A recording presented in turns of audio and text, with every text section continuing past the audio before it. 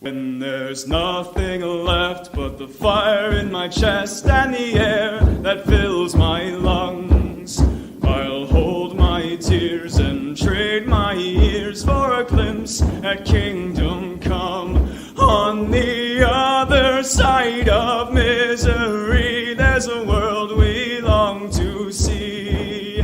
The strife we share will take us there to relief and sovereignty. Oh my God, we'll have our home again. By God, we'll have our home. By blood or sweat, we'll get there yet. By God, we'll have our home. In our own towns, we're foreigners now. Our names are spat and cursed. The headline smack of another attack, not the last and not the worst. Oh, my fathers, they look down on me. I wonder what they feel to see their noble sons driven down beneath a coward's heel. Oh, my God, we'll have our home again. By God, we'll have our home. By blood or sweat, we'll get there yet. By God, we'll have our home. The road is dark, the way is lost. My eyes, they strain to see. I struggle forth to find a friend to light the way for me. Oh, brothers, can you hear my voice, or am I all alone? If there's no fire to guide my way, then I will start my own. Oh, my God, we'll have our home again. By God, we'll have our home. By blood or sweat, we'll get there yet. By God, we'll have our home. Oh, by God, we'll have our home again. By God, we'll have our home. By blood or sweat, we'll get there yet. By God, we'll have our home.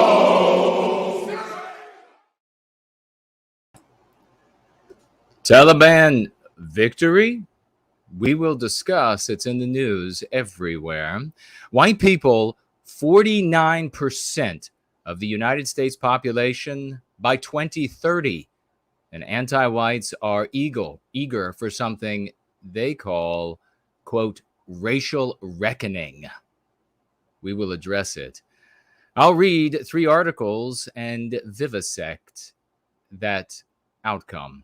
An article on controversial transgender rules that will permit pupils to choose their own bathrooms and force teachers to address them by their preferred pronouns. And all of that happening just a few miles down the road from me in Loudoun County, Virginia. Monstrous what's happening in Loudoun County. We will look under the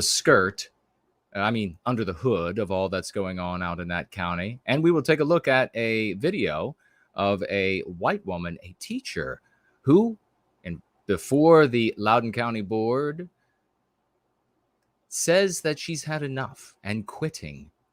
Big crocodile tears roll down her face because the anti-white system now says, according to her very own words, there are too many white women in education, and that has to be addressed. Maybe I sympathize with her, but maybe I don't. I'll address the MPs today. Don't punch right, and its close inbred cousin, stay in your lane.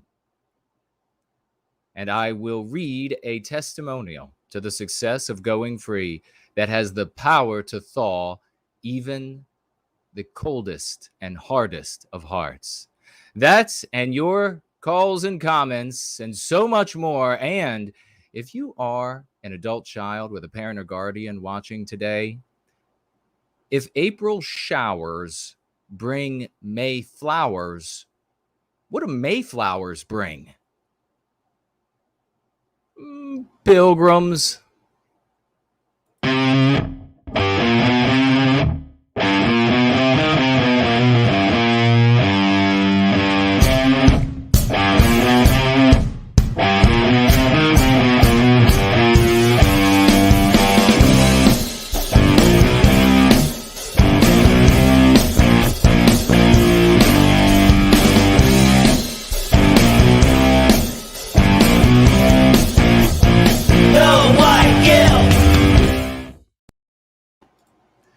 And we are going free. In just a minute, I'm going to have up Entropy. Things are running a bit behind. If you can even imagine that I'm here. How's my audio and how's it working? It's 5 p.m.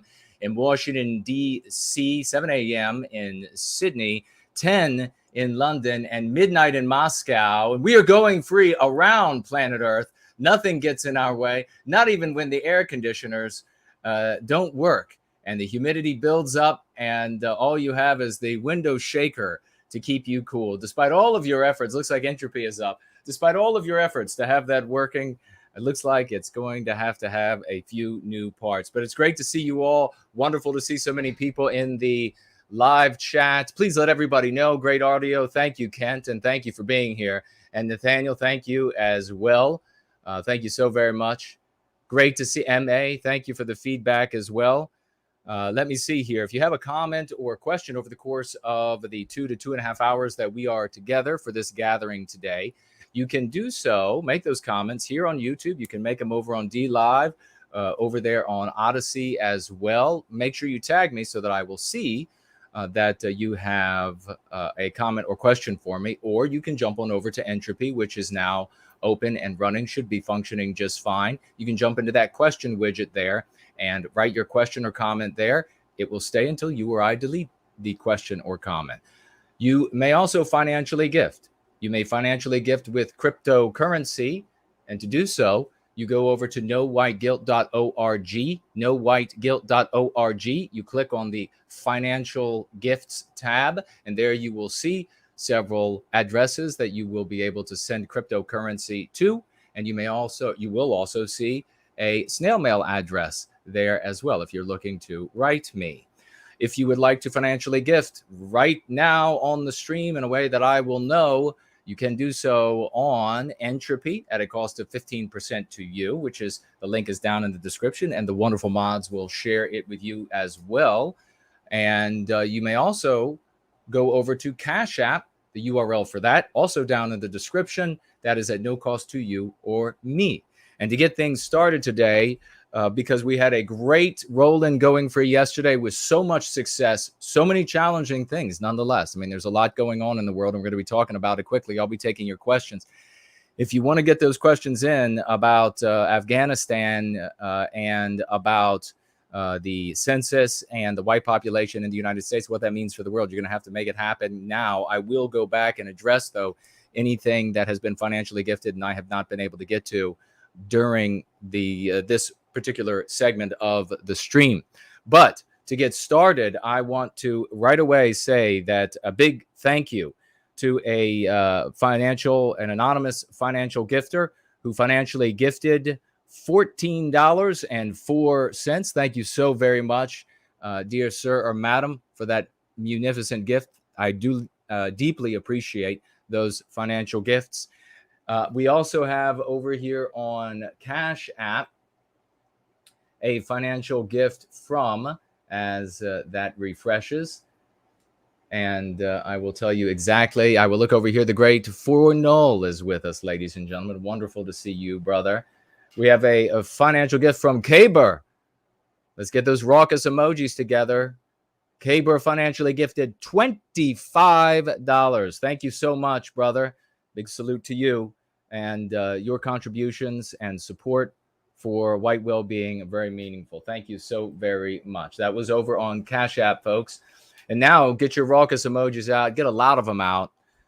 Pretend like you can't stand to have them in your pocket because they're burning a hole in your pocket and then searing your flesh clean off. Because we had an anonymous financial gifter come through with a financial gift of $614. Ladies and gentlemen, $614. Working class people who know that we are making a difference in the world. These are the kinds of testimonials. When people are able, working class people who have had their money taxed, and I know you experience it. We're all working class, except for those who I know are watching, who are interested and powerful. The rest of us, we're working class. We know that it's taxed before it reaches us several times. We know it's taxed every time we use it. We know that every one of those dollars, how many pieces of paper we have to type up and print out, how many wrenches we have to turn, how many nails we have to hammer in. We know how much effort there is in this. We know how many cells under a microscope we have to look at. We know how much effort goes into every single one of those dollars. And for people to financially gift sums like $614 is a testimonial to the success that we're having, because on top of what I just said, you have the difference between what people are able to look at, what's gone before, and they are measuring what they believe will be success by an outdated metric. And they think, well, this is very close to that metric, and maybe it's better than the group 5 years ago that did it. And so I'm going to give them a chunk of cash or what have you.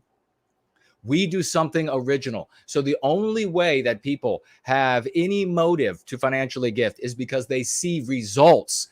Isn't that different? You have in one case a metric, an outdated metric, and you're measuring whether or not the newest version on that outdated metric matches it, and high on that metric or low on that metric. Our metric is just a success metric.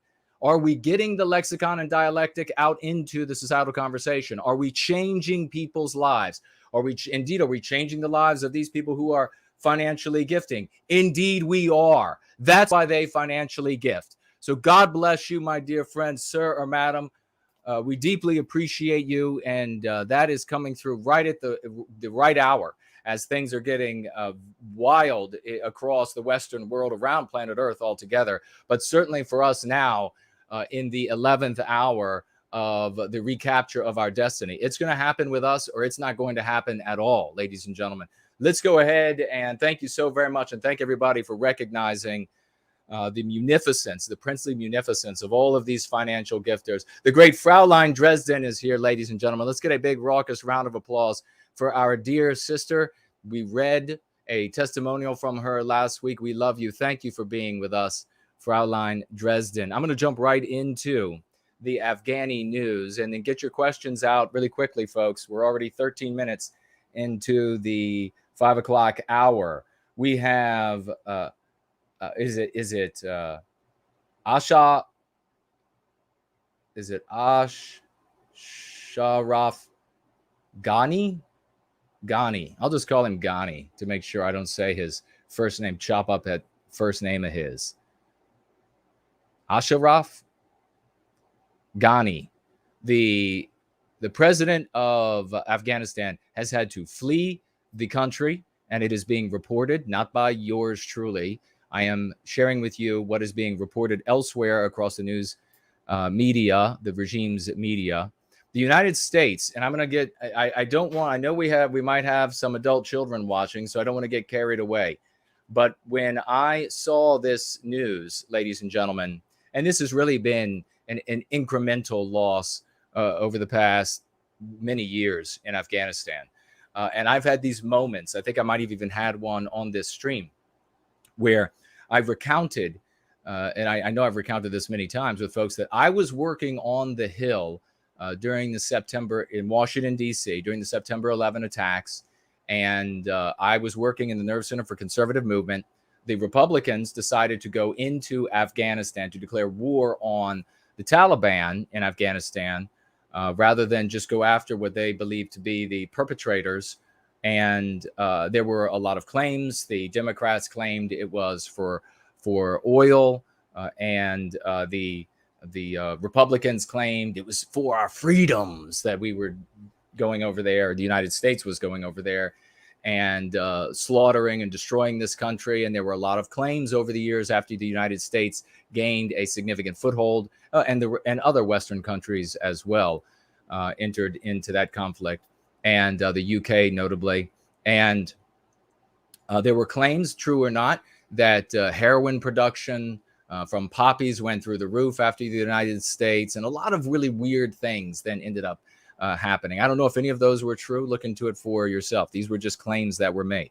But I was in this nerve center, and I told everybody there when we heard the news that the United States was going to invade Afghanistan, that without question, the United States would win there until they lost, and then it would be over.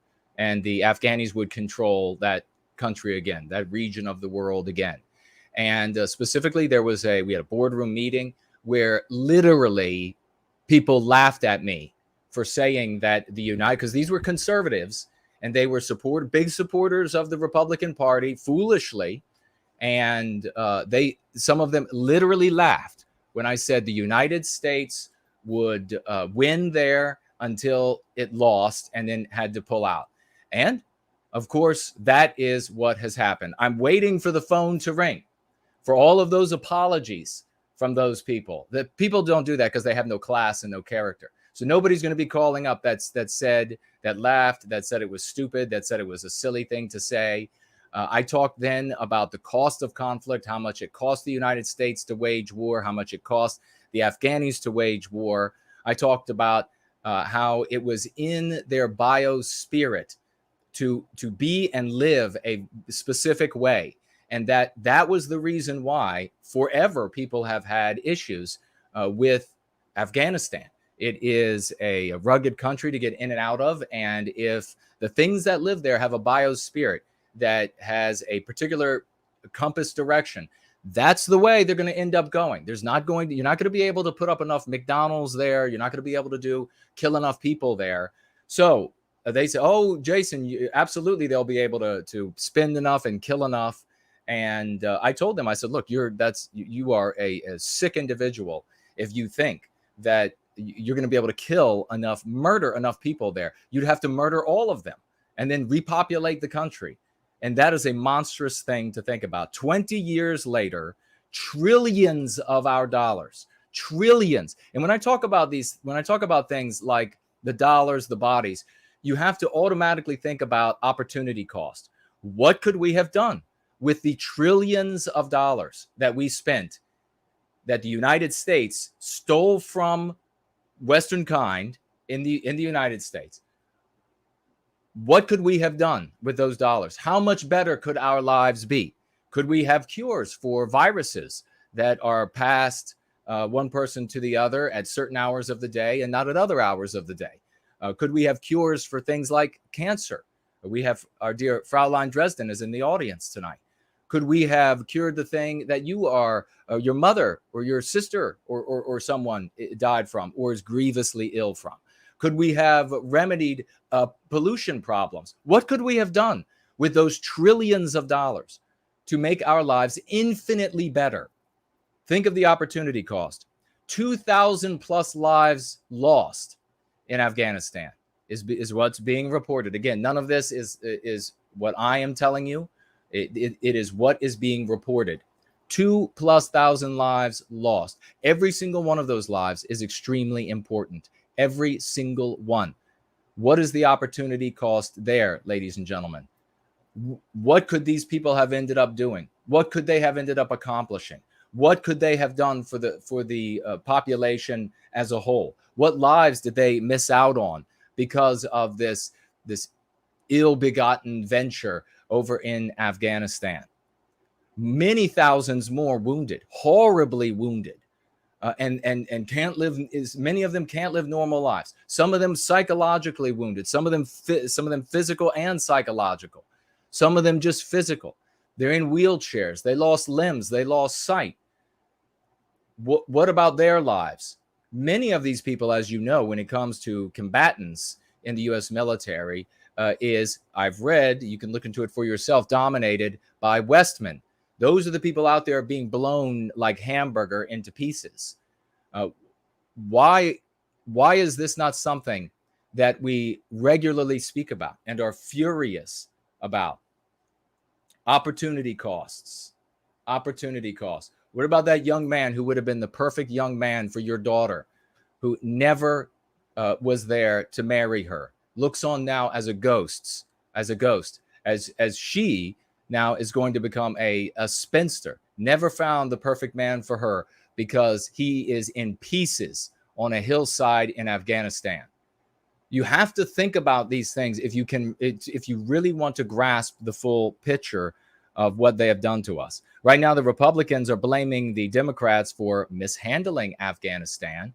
Well, of course, the Democrats blamed the Republicans for mishandling Afghanistan when the Republicans held the White House. And indeed, they both mishandled Afghanistan, in my opinion. As I said, Ghani has fled the presidential palace. Biden has sent, this is what is being reported now, and it is subject to change, 5,000 troops to Afghanistan of the 82nd Airborne to help with the escape of the Americans there and, of course, all of these Afghanis. And where do you think that served like puppets the United States, or that were genuine allies of the United States, or where do you think these people are ultimately going to end up? Do you think they're going to end up in some godforsaken desert somewhere on the other side of the globe? No. The odds are that they're going to end up your neighbor, and they're going to hate America, and they're going to see white people as America. You are going to be the avatar because America betrayed them, because America sold out, because America told them we're gonna come in here with all of our tanks and technology and money, and it's going to be fine. Go ahead and side with us. And now they have to lose their home, lose everything they know, and who knows how many of their family members are not going to make it back under Taliban rule. And there'll be no easily getting them out of the Taliban once the Taliban locks down all of the borders. And right now, reminiscent of Vietnam, helicopters, Chinooks, and more are flying in to Afghanistan and just taking helicopter load after helicopter load of people out of that country. And again, I say, where are they going to end up? A good guess is your neighbor, and they're going to hate America, many of them. Of course, I can't speak for all of them. This is just a guess. Who knows for sure? You'll have to speak with them. There was, over the past couple of days, of course, you had the drooling imbecile in chief saying that there's no way that Taliban, this is just a couple of days ago, no way that they're going to take over that country. I mean, you have such a tiny number of their fighters, and then you have this great Afghani army that we've put together. Of course, what's the difference? What's the difference? And this is why I really wanted to speak to this. What's the difference between the Afghani army and the Taliban? Does anybody know? I mean, superficially, people are going to immediately point to the religion or something like this, but that's only part of, because those who sided with the United States were still of that religion. I'm not even going to say the name. They were still practicing that religion. The difference is the story that they live in. In that country, the Taliban are in control of the story of that people. They are the moral ones in that story. They are the heroes in that story. Those who sided with the United States are the villains. They are the immoral ones. They are the bad guys, and they know it. That's why they surrender. That's why you see the same thing, at least this is my opinion. That's why you saw the same thing in Iraq. That's why you see the same thing in all of these places. Because of the story the people live in.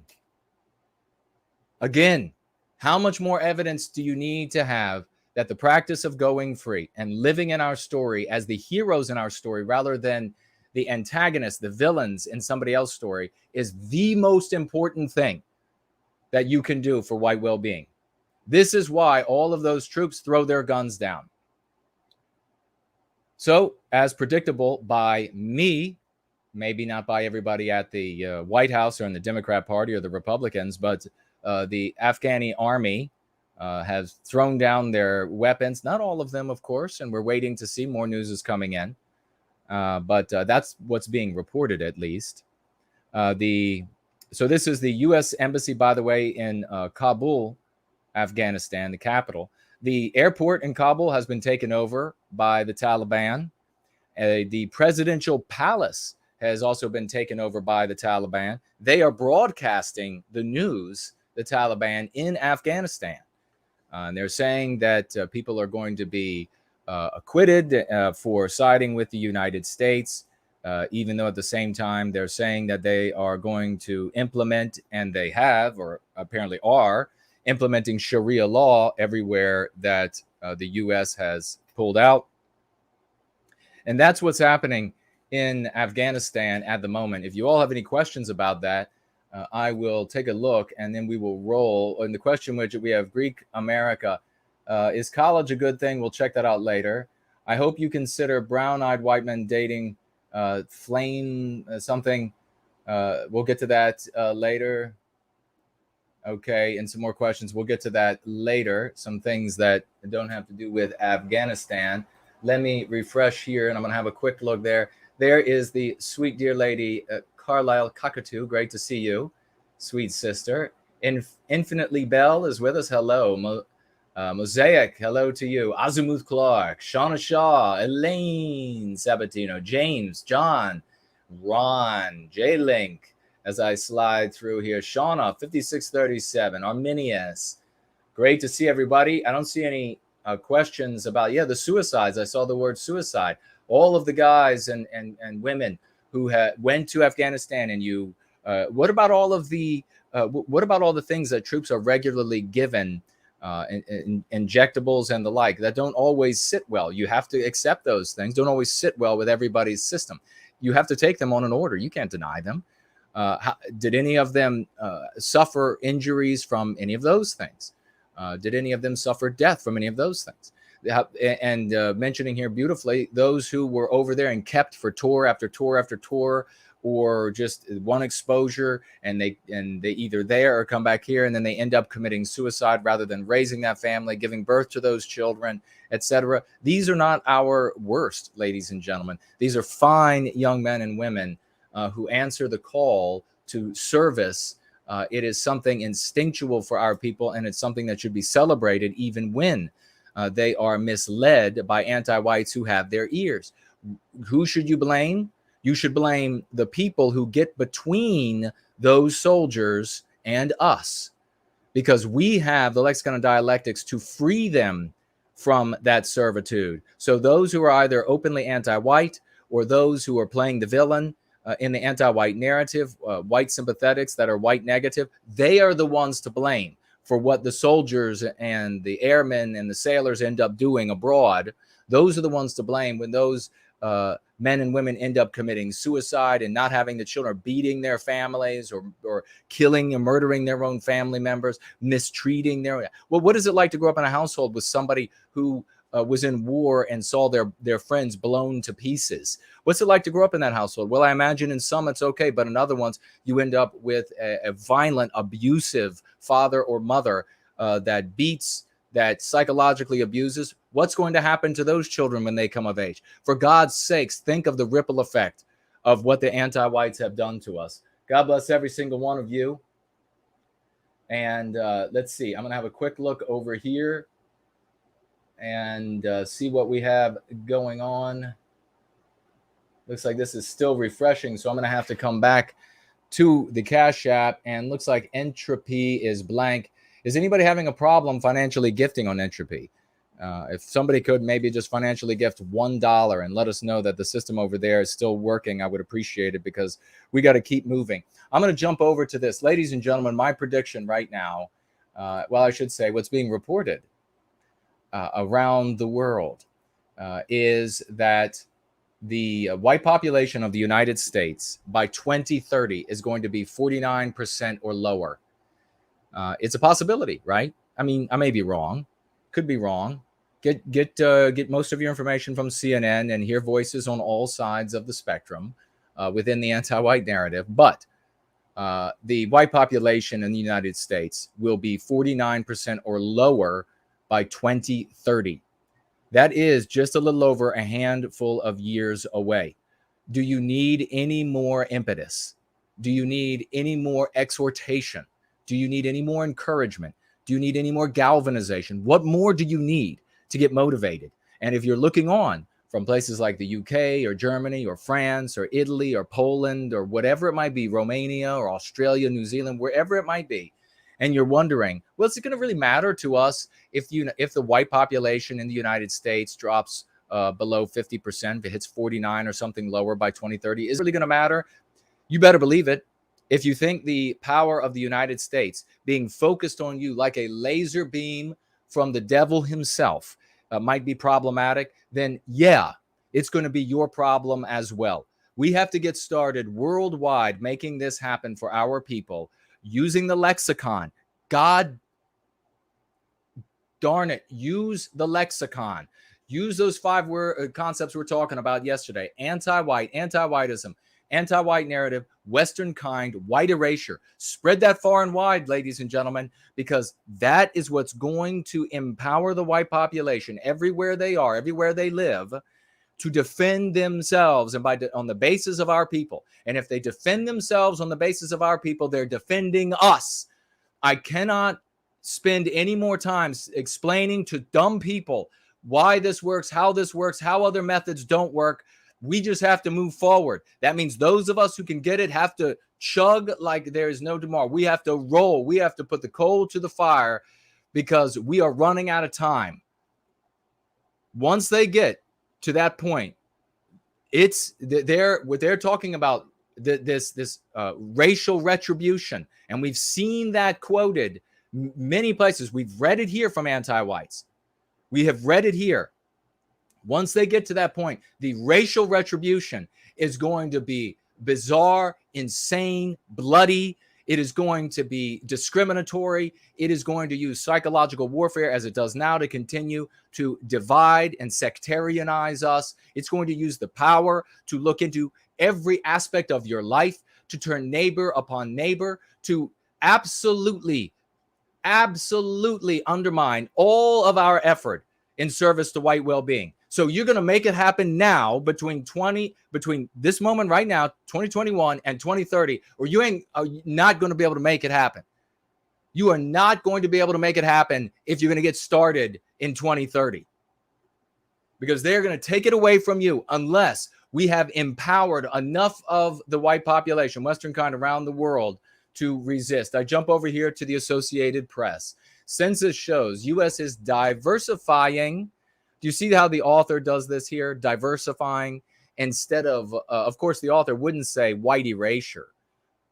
But note well that the anti-whites, when an area is being white erased, they call it a moral good under the rubric diversifying. Remember that. Share that with those in your circles of influence.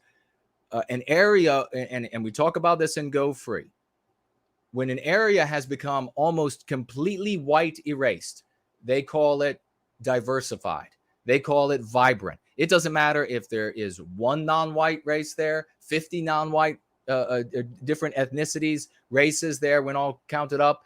As long as there is almost no white people, white erased, then it is vibrant, it is diversified, it is colorful. It is all of these things for the anti-whites, all moral goods. Right here, the AP saying it's a moral good. Census shows U.S. is diversifying, white population shrinking. The U.S. became more diverse, right? The U.S. is now more white erased. Remember, put your focus on us. Don't put your focus on the non-whites. The U.S., when you translate, the U.S. is now more white erased and more urban over the past decade. And here is a huge MP that I do not believe is in Go Free. And I will stick it into iteration 2 of second edition at the last minute if it isn't in there either. But this is a massive meme pathogen. And I have gone ballistic at doctors' offices with this nonsense on forms. And you don't have to go ballistic, but you should always object to this. Show how angry it makes you, how offended you are when you read non-Hispanic white.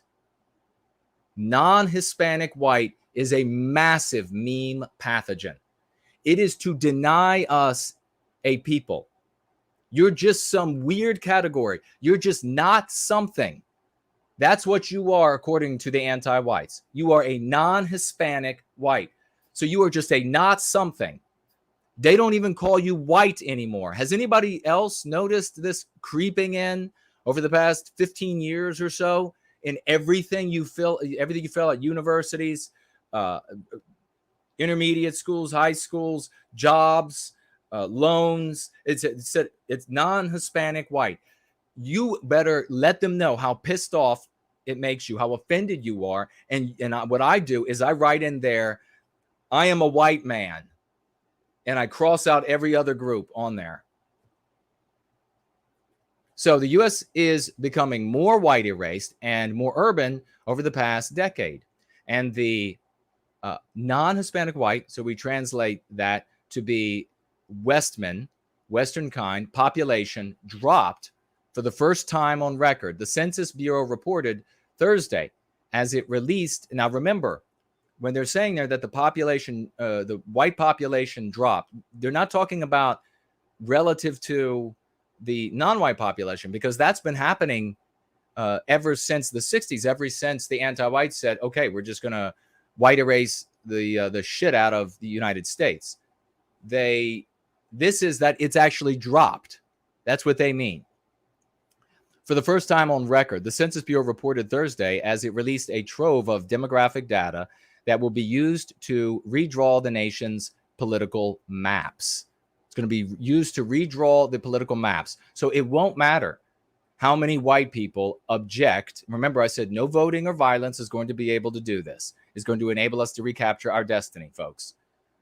So they are going to redraw the maps in a way, and it's very easy now. It used to be very, the maps used to be, and they still are, this really weird hopscotch, like bizarre drug-induced drawings. That's what they used to look like. This district would stretch here and there, and there'd be different pieces. And that was so they could get anti-white people elected to office just regularly. They won't need to do that anymore. They won't need to do. It's going to be much easier as the non-white population pours in. Now, I'm going to point out also that this is just the prediction of 2030 is a prediction based on things remaining as they are right now. But you have this brand new immigration material coming through in the federal government that, when passed, will enable employers to have half of their employees non-white, foreign-born. And that's where they're going to be drawing, is non-white countries, half of their employees from foreign countries. And so you better believe they're going to be bringing them in faster than you could count, or any supercomputer HAL, the supercomputer, could count. They're going to be bringing them in. The Census Bureau reported Thursday, released on a trove of demographic data. The new figures offered the most detailed portrait yet of how the country has changed since 2010. And they are sure to set off an intense partisan battle over representation at a time of deep national division and fights over voting rights. I'm going to ask you all something. As the white population is white erased from Western countries, wouldn't it be powerful for anti-whites to occupy the white population with arguments over anything else? Like arguments over whether or not a disease is real, arguments over whether or not medications are real, arguments over whether or not anything else that's out there. Wouldn't it be powerful for them to get that white population arguing with itself about all of these other things, rather than the white erasure from their countries? Of course it would.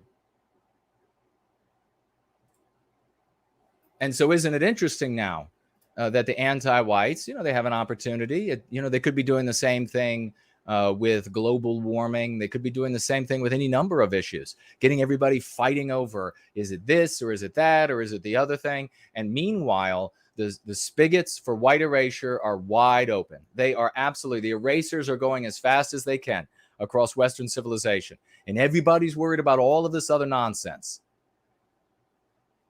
How powerful is that? And are you going to put your foot down and get in the way and use the lexicon while there's time to empower people with the lexicon? You know, once you train a machine, for example, to do something, like at an auto manufacturer, like an auto manufacturer in the plant, they've got the car coming down the line. The robotic arm is always going to do the same thing in the same context. The reason the lions hunt on the plains the way that they do is that they don't sit down with the claw in the dust and they say, okay, you are going to go this direction and you are going to go that direction. No, it's programmed into them how to hunt. And then given the context, they will react the exact same predictable way every single time. That is how machines, whether they're organic or we make them, that is how they operate.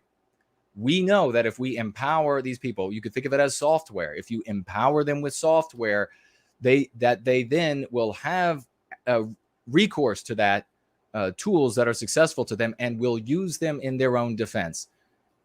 We need to be making that happen. We are rolling through the time. I'm going to jump on over. This is the Washington Post. All population growth in the United States driven by, and there is that anti-white slur, or another MP rather, minorities. Never, ever, ever refer to non-white people as minorities, and never allow people around you to refer to them as minorities.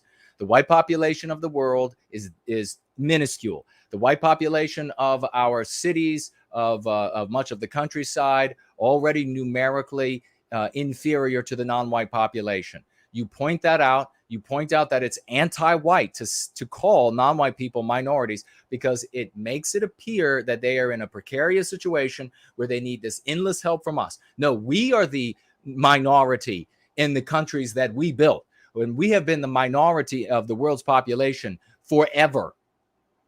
And so this you need to clear up every time somebody uses this minorities. By the way, how many of you were with me when I said legacy majority 10 years ago now, at least?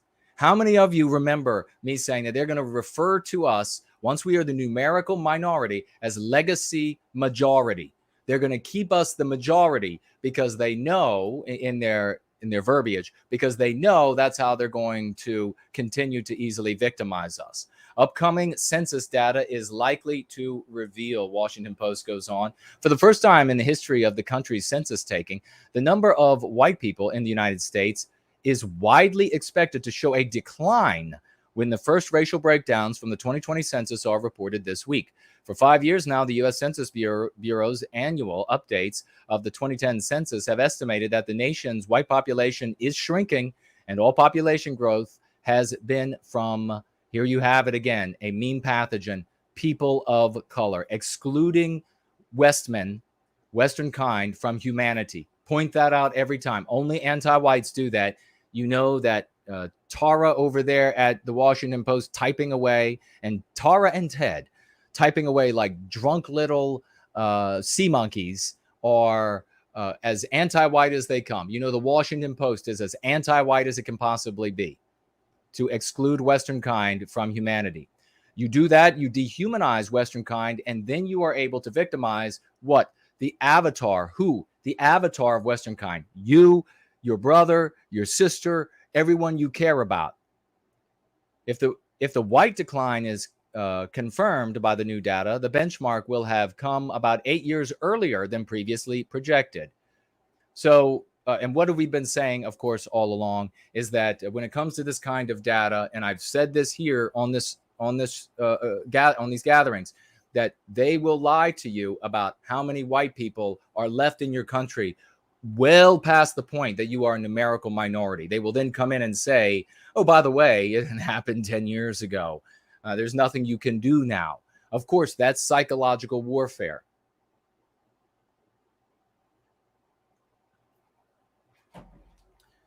We jump over to census data shows white population shrinking below 60%. The U.S. non-Hispanic white, there you have it again, ladies and gentlemen, mean pathogen, You're not a thing. You're a non-thing. I mean, how do you like that? The anti-whites are that brazen. You're a non-thing. You're not a thing. You're a non-thing. You fucking son of a... white population dropped below 60% for the first time this past decade, according to the 2020 census, while population growth occurred among minority groups. Oh, so you mean white population? Oh, no, by minority, you mean the grossly gigantic majority non-white population. That's what you mean. Okay.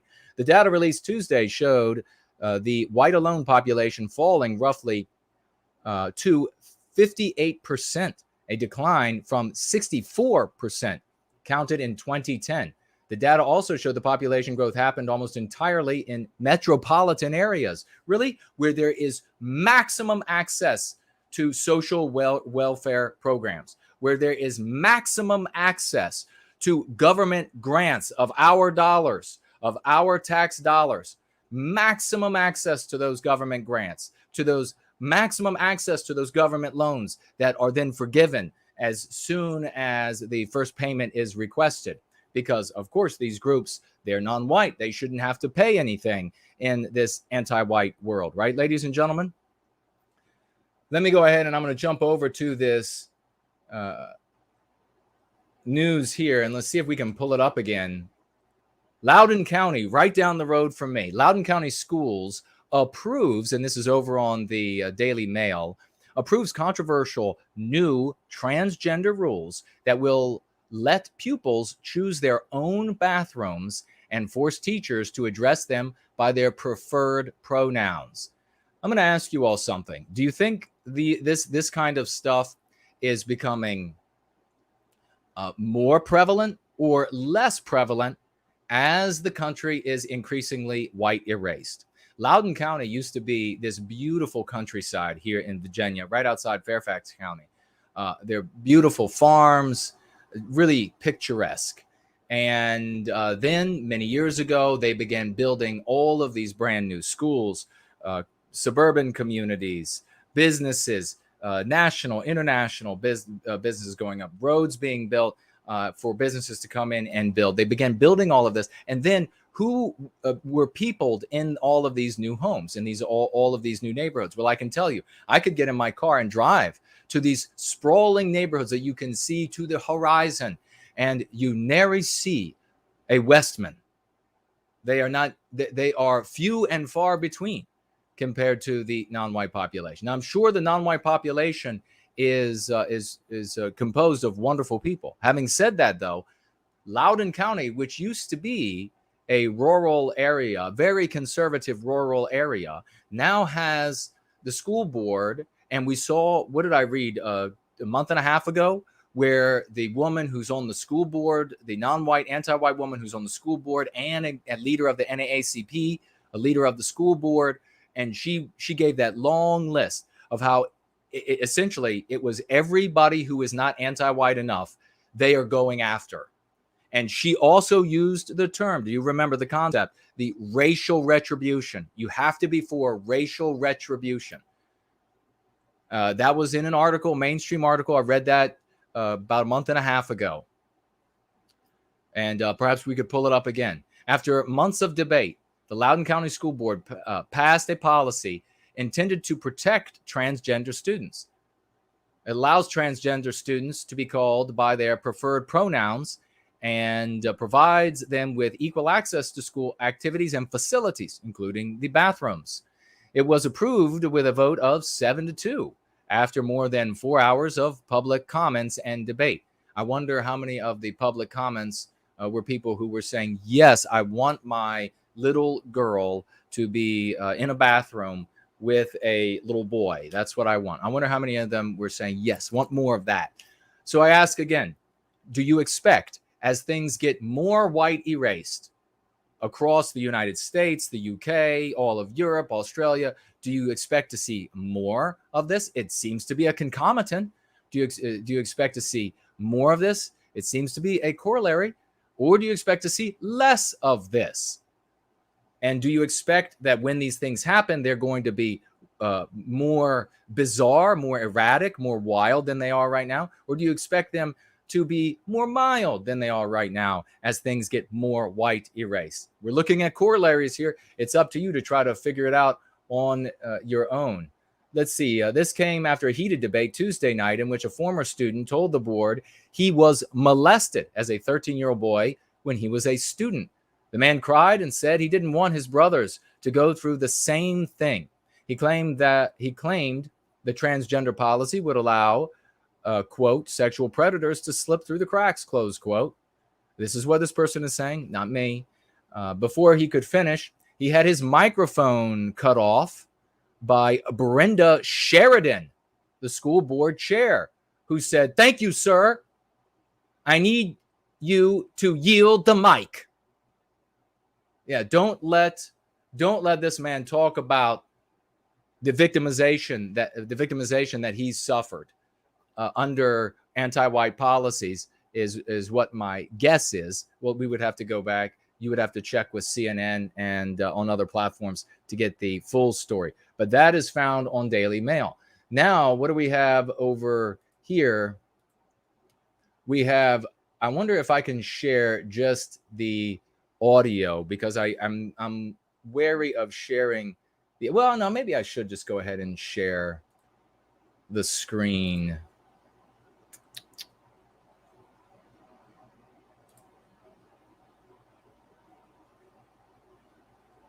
Nah, I'm not sure about them treating me as fair as they would others sharing. So I will share at least the audio with you all of this woman.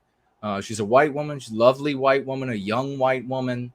And we will hear a little bit of what she has to say, maybe jump around a bit. She is before the Loudoun County, just down the road from me, the county beside me, rabidly anti-white now that it's been peopled with. It was something, it had beautiful fields and it was a very conservative, patriotic environment. Now it's an environment very different. My name is Laura Morris. I have been a teacher in Loudoun County Public Schools for 5 years and a teacher for 10. In that time, I have learned so much, being on the cutting. So she's been a teacher for 10 years.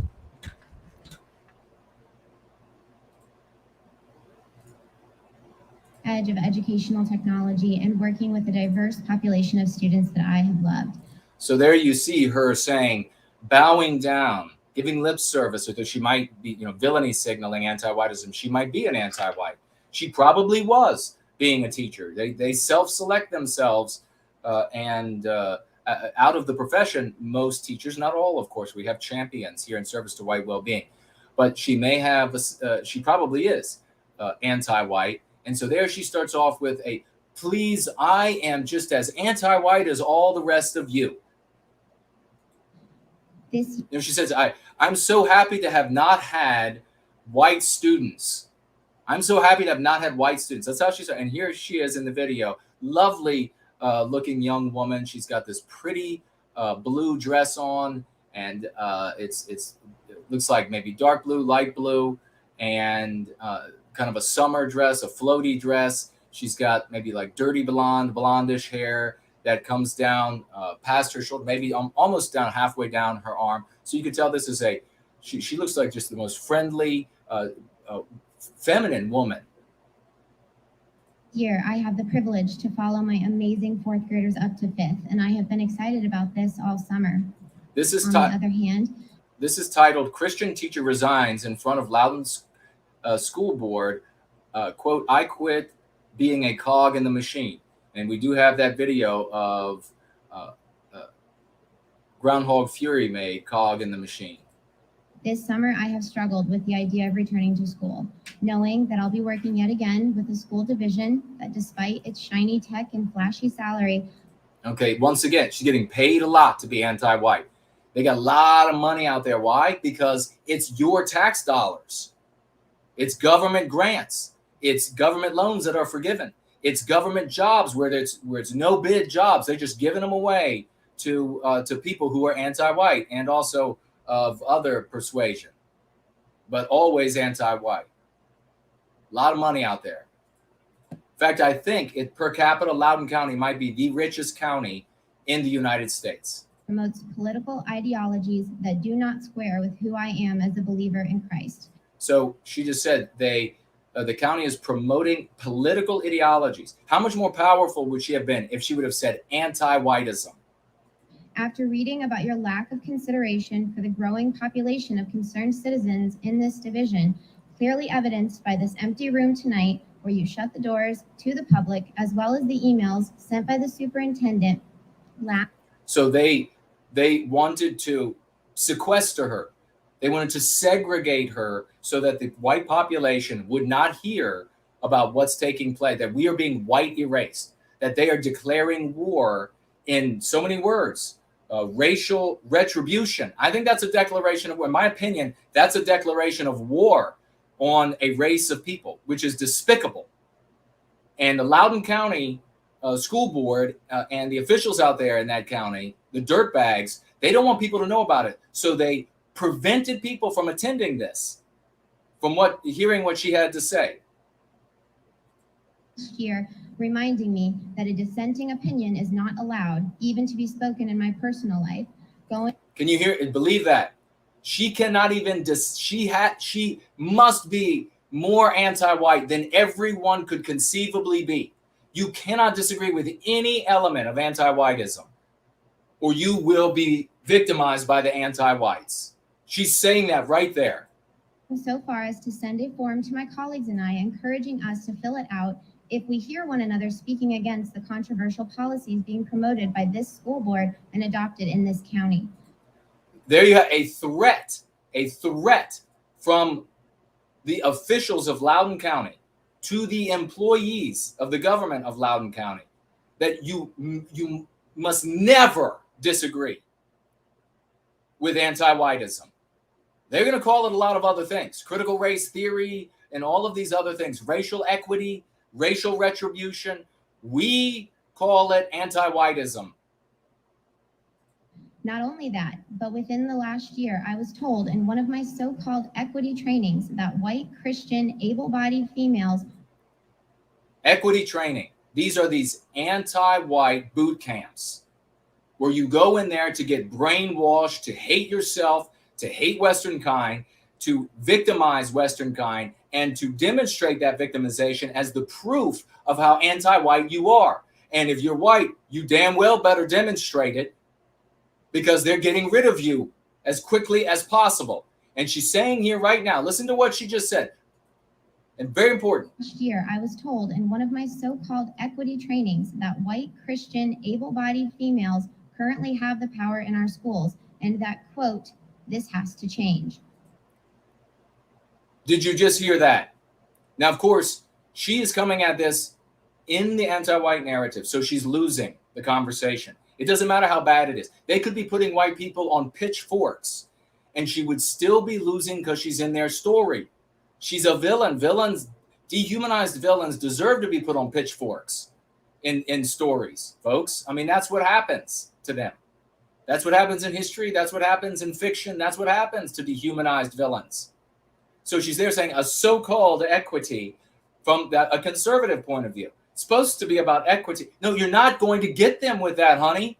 You are not going to get them with that. Now, here's where I don't have much sympathy for this lovely young woman. Because all the way up to the point where they said, white females, she was good with anti-whiteism. She was good with it victimizing her white husband, her white father, her white brothers, her white sons. She was good with that victimizing all those white guys out there. They're just gray matter. They don't really, this is why all the white women, they don't care about the feelings of men. They're just expendable cogs in a machine. Back to Groundhog Fury. They're just expendable. They don't, their opinions don't matter. Their feelings don't matter. What happens to them doesn't matter. That is how white women feel about white males. That is the reality. And I get that most of the women here who are going to end up going free, you all are changing that. You all are at the forefront of treating our men differently. But this is the white female, ladies and gentlemen. This is finally now They've been good with anti-whiteism. She sat idly by. Villainy signaled her ass off, delighted that her classes had fewer and fewer non-white or fewer and fewer white children in them. White erase. She loved it. She loved it until they said white women were going now. White women are the target. Now the crocodile tears fall. Well, I'm going to tell you what, guys out there. There's only one way to handle this. There's only one right way to handle this. And that is to say, you, honey, need to make amends for that. You need to make amends. You need to feel deep guilt and shame for all these years and for all of what your sex has done in siding with anti-whiteism because you all weren't the immediate victims of it. You were indirectly victimized by it, but now you're becoming directly victimized by it. And now it's crocodile tears about, well, the white women are going to get discriminated against in hiring, in promotion, in acceptance to universities, maybe even when it comes to loans. Now the white women are having a hard time in sports because of anti-whiteism. Now it's the crocodile tears. Men, you better not run out there like that old white knight that just wants to pick up some dust-covered begotten, and it needs to stay.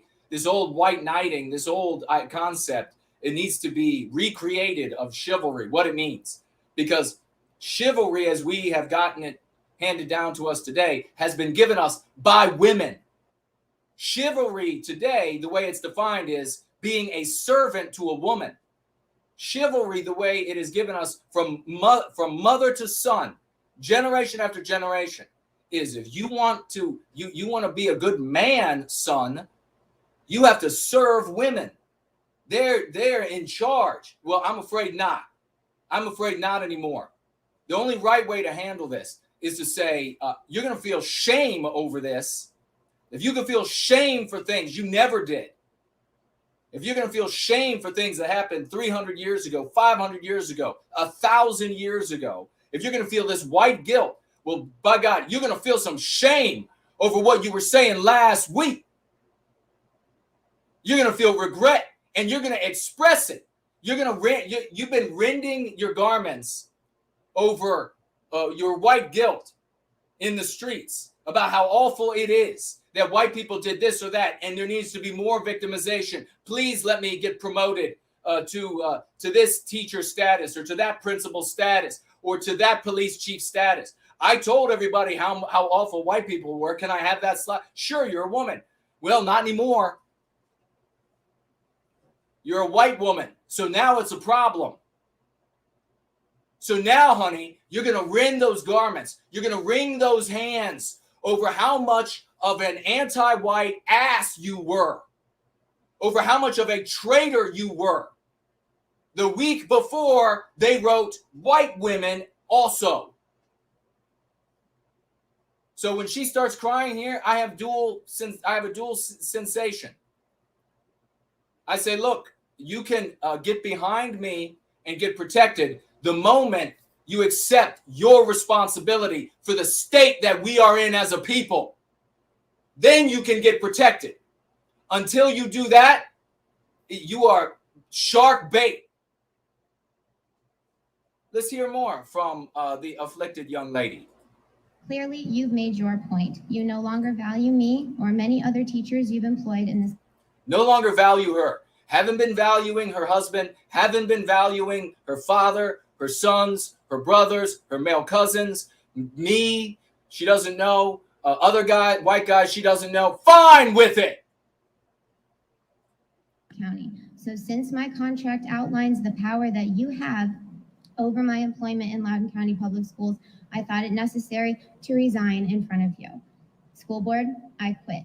I quit your policies. I quit your trainings. And I quit being a cog in a machine that tells me to push highly politicized agendas on our most vulnerable constituents, the children. I will find employment elsewhere. I encourage all parents and staff in this county to flood the private schools. As though at the private schools anything's going to get any better whatsoever. That's where they're going to run first, and nothing's going to get better. That's where they're white flighting, ladies and gentlemen. How many times do we have to see this story? White flight, always another white flight, another white flight from this job to that job to this job. No, honey, I don't know what her name is, but whatever it is, she needs to accept the guilt and the harm that she has done to Western kind by being for anti-whiteism all the way up to that moment. Just like every guy out there who was radically anti-white and who now thinks, whoa, geez, things are getting actually bad. They too have to accept their guilt and rend their garments and wring their hands. Because otherwise, I'm going to laugh at them from this side of the parapet. Because things are getting real, folks. They're getting real, and it's getting real fast. We don't have time for this. No white man, any white man who stands up and wants to get in front of the white women now who want to cry crocodile tears now that it's coming to them. Any white man who's going to stand up and say, well, this isn't right that we are allowing this to happen just to this young lady here. White women, they shouldn't be discriminated against. Any white man that behaves like that is no man at all. He is an absolute coward. And I want nothing to do with him. You should have nothing to do with him. A new dawn is upon us. A white race is going to come out of this that is smarter, quicker, more agile, stronger, that doesn't put up with this, that isn't servile to the women of our race anymore, but now stands as men and women should, side by side.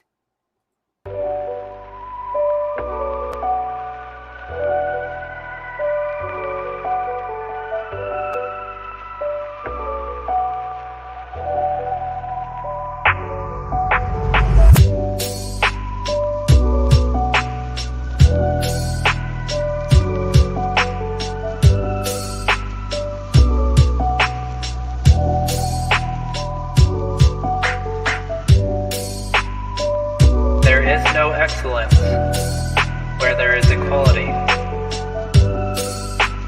For every diversity hire, there is a diversity fire. It is not the similarities that make us the same. It is the differences that make us different. The truth is hate to those who hate the truth. Atonement cannot be made for a grievance never committed. There is no Western civilization without Western kind. In a world of collectivism, individualism is suicide. Hollywood isn't history. Hollywood isn't history. Isn't history. Isn't history. Isn't history. Isn't history. Isn't history.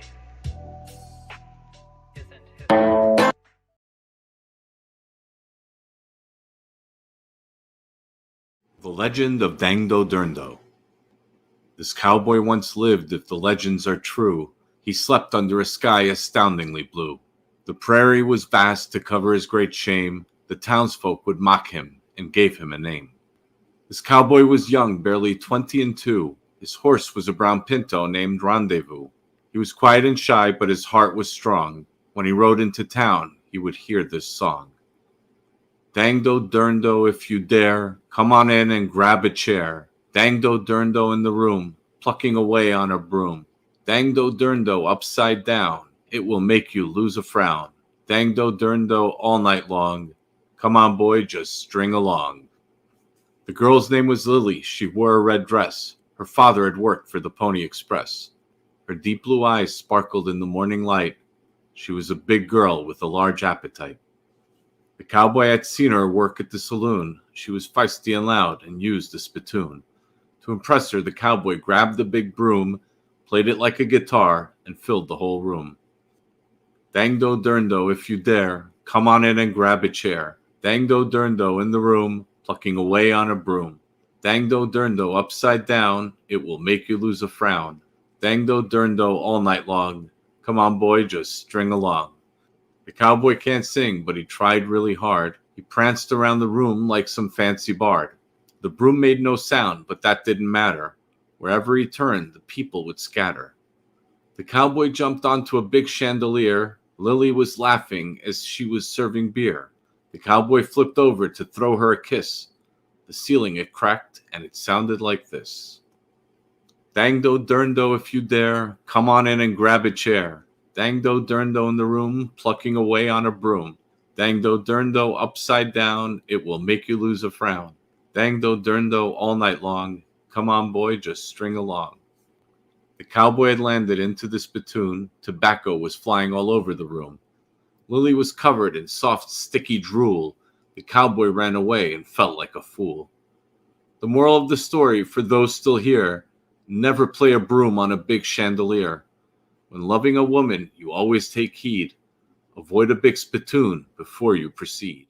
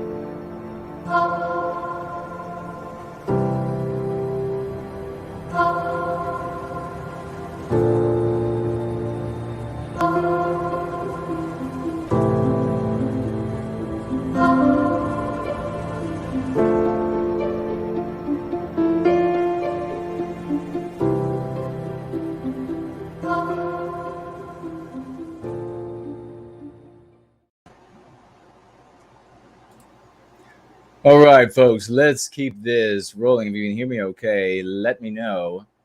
And we will proceed. We will get into the Go Free lesson of the day and get to some of the interaction right now as well. We're going to read an email testimonial that you just will change your life.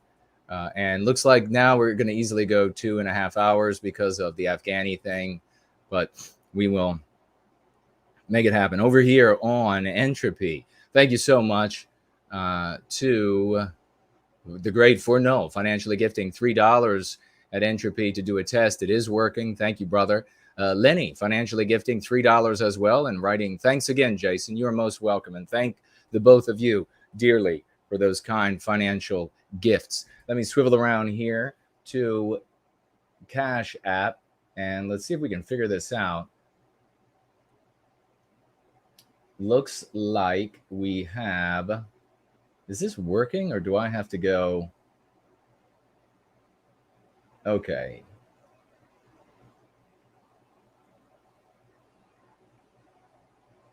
All right. So we have, is this Art Acrobats? Financially gifting $2.14. Thank you so much, good brother. Says, I will host a GoFundMe for Raymond Foster. And then see the next. Another financial gift of $2.14 more. For Raymond Foster, says it's okay. He needs help. He's innocent. Thank you so much for that, Art Acrobats. And we're going to mention when we get to the announcements portion that what's going on with our dear brother in Australia, Raymond Foster, does magnificent work in service to white well-being. He's innocent, but regrettably, he's been found guilty, and he now is awaiting sentencing. It's been postponed to September, but we'll speak to that again in a little bit. And I don't know, we have some things in mind, and we will be working with the community, I think, with that and a GoFundMe potential would be not a bad idea at all. The idea of raising some money for him is not a bad idea at all. GoFundMe, though, we know is regularly a problem for those who are white sympathetic. But thank you so much for your kind financial gifts, your service to white well-being, and for looking out for one of our brothers who is on the other side of the globe. God bless you. And of course, God bless the great Raymond Foster. We have, get your raucous emojis out, ladies and gentlemen, because K-Burr has financially gifted another $25. Bringing it up to $50. God bless you, brother. Thank you so much. And he writes here with that wonderful financial gift. Good job. Well, I appreciate that. Thank you so very much, brother. And we have also the great Slots is with us, ladies and gentlemen. And Slots actually shared, and this I will mention again in the announcement section, an email with a bunch of white pills, but I wasn't able to get to that in time to have it ready for the gathering today. But it will definitely be on a roll-in, potentially, if we do that before next Sunday, the Sunday's gathering. So God bless you. $20 for the great Slots. And he gathered up a bunch of white pills for us. So a great round of applause for Slots and all the work that he does as a true champion in service to white well-being. God bless you, brother. We love you and we care about you. Thank you so much.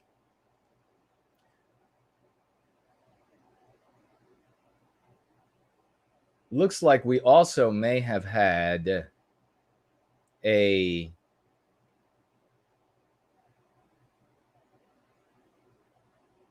financial gift from, I'll call you JJ.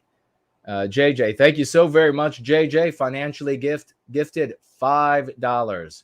God bless you. Thank you for that, brother. I really appreciate it. And that is from JJ over there on Cash App.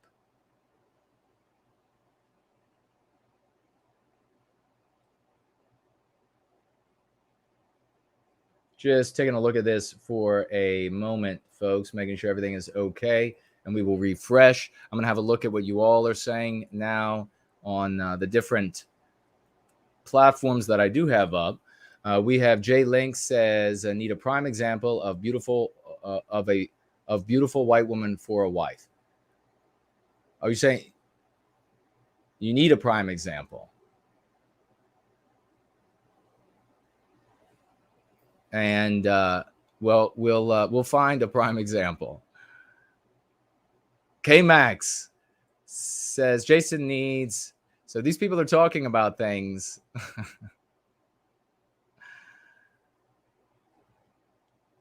Who says I don't have somebody in mind?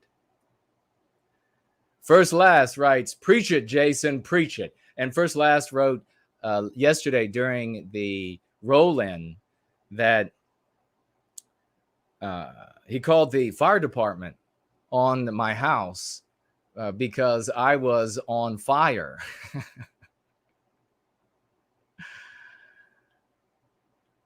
All right. The great Jerome is with us. So is the great Roy Danton. Wonderful to see you. Franklin, Bertie Bassett. We are the remnants. Jerome says Jason calls her out, pointing out that she was along with it until they came for her. Well, precisely. Don't let the reality is that the women who are going free need to be the first ones to say, and it's going to be, it's for men and women, but it's vastly disproportionately weighted on women than it is on men, because white women have been getting the promotions, getting the job, getting promotions they didn't deserve, jobs they did not every white woman that got a promotion didn't deserve it, of course. But there were white women who were getting jobs, getting promotions, getting admissions, getting pushed into STEM and all of these other things that they didn't qualify for. They were getting it on the basis of their sex. And since they were benefiting from anti-whiteism, they said nothing, or they said next to nothing. They did nothing. That not every white woman, but it is a massive percentage, And when they come, like this young lady, when they come groveling or when they come back, if they want the shield wall to be in front of them, they're going to have to be holding their head in shame and say, yes, up until they said white women, I was anti-white. And now I see, and now I've learned. Now I see that it's our entire people. Now I see that it's not going to be just you guys that are going to suffer, and I didn't care about, but it's going to be even me as well. So we're not going to, the new chivalry of what it means to be a man is going to be defined by men. Period. No woman will have a voice in it. Forget about this. Any woman opening her mouth to say what a man is, either she better be quoting a man that is speaking solely from a man's point of view without any influence of a woman like his mother, which is most often the case. Because they just parrot what their mother said while they were at her knee. Or she better keep her mouth shut on it. I mean, that's the way it is. We're gonna take back our destiny, and the women who are going to come along are going to be the ones who want to take back the destiny as well, and they're going to know this old scenario of the woman being on top and the man being of little value and socially inferior and legally inferior to her. That's done. That's over. We're not putting up with that anymore. That's something the anti-whites liked, and I get it. That there are plenty of women out there, especially when they were girls, they thought, wow, this really works for me. But the adult women are going to say, honey, you're not doing that anymore. The Western civilization is going down the toilet in large part because of it. And, I likened the other day in a conversation I was having to, it doesn't matter. King Leonidas himself, Achilles, if you could take King Leonidas and Achilles and any other of these greatest of heroes of Western civilization and mush them all into one epic, impossible warrior. If his wife stabs him in the back with a spear, he dies.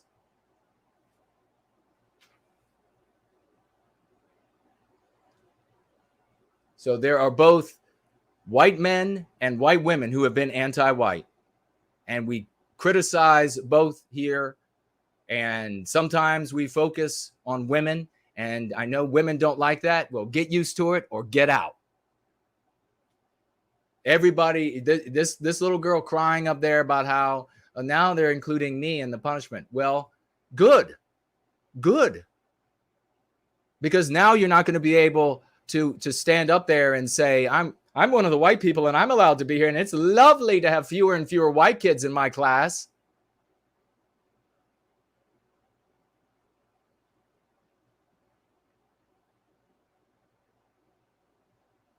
Her name is Laura Morris.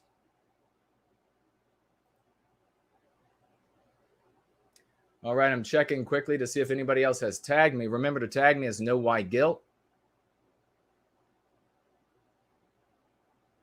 As all the women who can't take any criticism or can't handle responsibility, the little Miss Can't Be Wrongs out there, as they all suddenly leave the live chat. Rambling Rattlesnake says, with the way things are going, Ash Donaldson's novel, From Her Eyes a Doctrine, is getting closer and closer to reality. Hey, brother, jump into the question widget and let us know specifically about, in that novel, what you are referring. Art Acrobat says, I will find a different website than GoFundMe.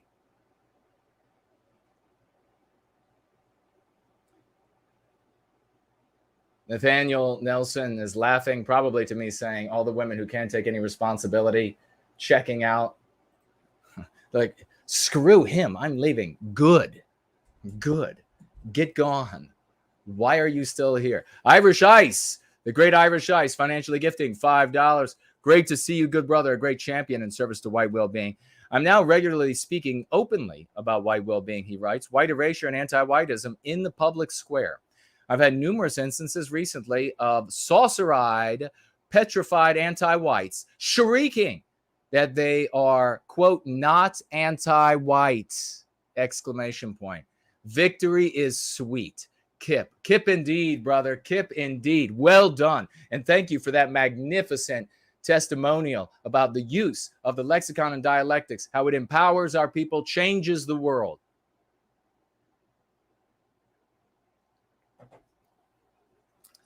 Max Anderson, financially gifting, $5. Do you think the use of pro-white, we use white positive, and the reason why, and the idiots out there who are lying about me, who make claims about what I have said about being pro-white, I will straighten out right now. The term pro-white does not mean what you think it means to your brothers and sisters out there, the vagues, and it does not mean what you think it might mean for law enforcement. For law enforcement, it is like saying that you are a member of Al-Qaeda. So that's why one of the main reasons I admonish folks not to use the term pro-white. The other reason is that for you, for me, for whoever, it might mean nothing but white roses. But for our brothers and sisters out there, the actionable definition is neo-Nazism, ant-nats, Klansmen, etc. So at some point you have to accept the way everybody else is going to interpret what you're saying. So nothing on you in particular, Max. I know you're a great champion. Thank you so much. So do you think the use of white positive dialectics can increase birth rates? Without question. Absolutely. And thank you for that question. Positively, absolutely will increase birth rates for our people. Positively, absolutely. People, I had a baby named after me because of how successful the practice of going free is for our people. Naderific and his wife were giving birth while a going free stream was going on, and they were watching, they were going free with us. It absolutely does, because it makes you a hero in our story. And if you are a hero in our story, you want to beget heroes. You want a bunch of little heroes running around that you're going to train up to be the names and the legends in the stories to come. If you're the villain in somebody else's story, why would you want to spit out a bunch of monsters? If you hate yourself, you're not going to want to produce more of you. If you think that you are God's gift to the green earth, then you're going to want to make more. If you think you're a hero, you're going to want to make more. So absolutely, it will increase birth rates. Thank you for that question, Max. That's fantastic. We'll jump on over here to the question widget. Greek America was asking a good idea for young Westman when it comes to college. If so, degrees are the best. Really quickly, only go to college if you need the laboratories, or if you need the things that the college or the university, trade school, whatever it might be, if you need what they have there. If you don't need what they have there, if you can get into a field and begin learning and earning, do that instead. And make sure that when you get your training, that, you have an ancillary like or interest that you are also educating yourself in, that you can also sell in the future. So sell, what I mean is yourself. Can you also do this other profession, or can you also do that other profession?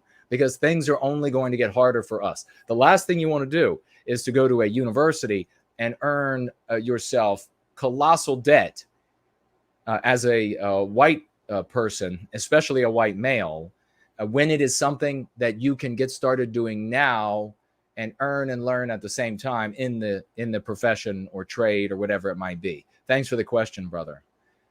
And there are a lot of options out there. We'll revisit it. Yonash says, when the war in Afghanistan started, I was only about 2 weeks old. Hard to believe it has been going on for basically my entire life. Isn't that something? Wow. That really puts a lot of meaning to it. The great Roy Danton writes, related to that MP you just mentioned, they also use the term quote, with a migration background, close quote, to talk about non-whites in European countries. Yeah, isn't that amazing? Point that out. And when you point it out, you don't point out, and Roy knows this, folks, but if you're new, you don't. You don't point out the hypocrisy. You don't point out how they get to do it, but we don't get to do it. You don't do that because that's pathetic.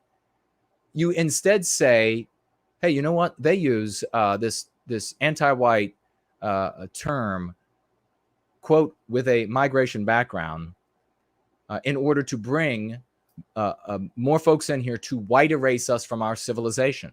That is awful. And that's anti-white. That comes from the ideology of anti-whiteism. That is what you do. You use these things to teach about the Going Free lexicon and dialectics. And if it's only those 5 concepts you share, then you share those. If you share more, great. If you can get them to also get interested in Going Free, even better. Oh, boy, these are jumping around quite a little bit now. Having a hard time reading them. Why does it keep doing that? A while back in 2012, some white Greek soldiers were, and it keeps jumping around. I'll have to come back to that. Right now, it's just all over the place, folks, and we've got things to do. So I am going to read to you all right after I take a look over here at DLive and see if anybody has tagged me. I see Dr. Duke. Oh, Jason is awesome. Thank you, bro. You are awesome as well. Thank you so very much for being here with us, for being in service to white well-being. And I don't see any tags over there for me. It's wonderful to see everybody over there. Summer Lee is over there. Lady Z is over there. Jack McDaniels is over there.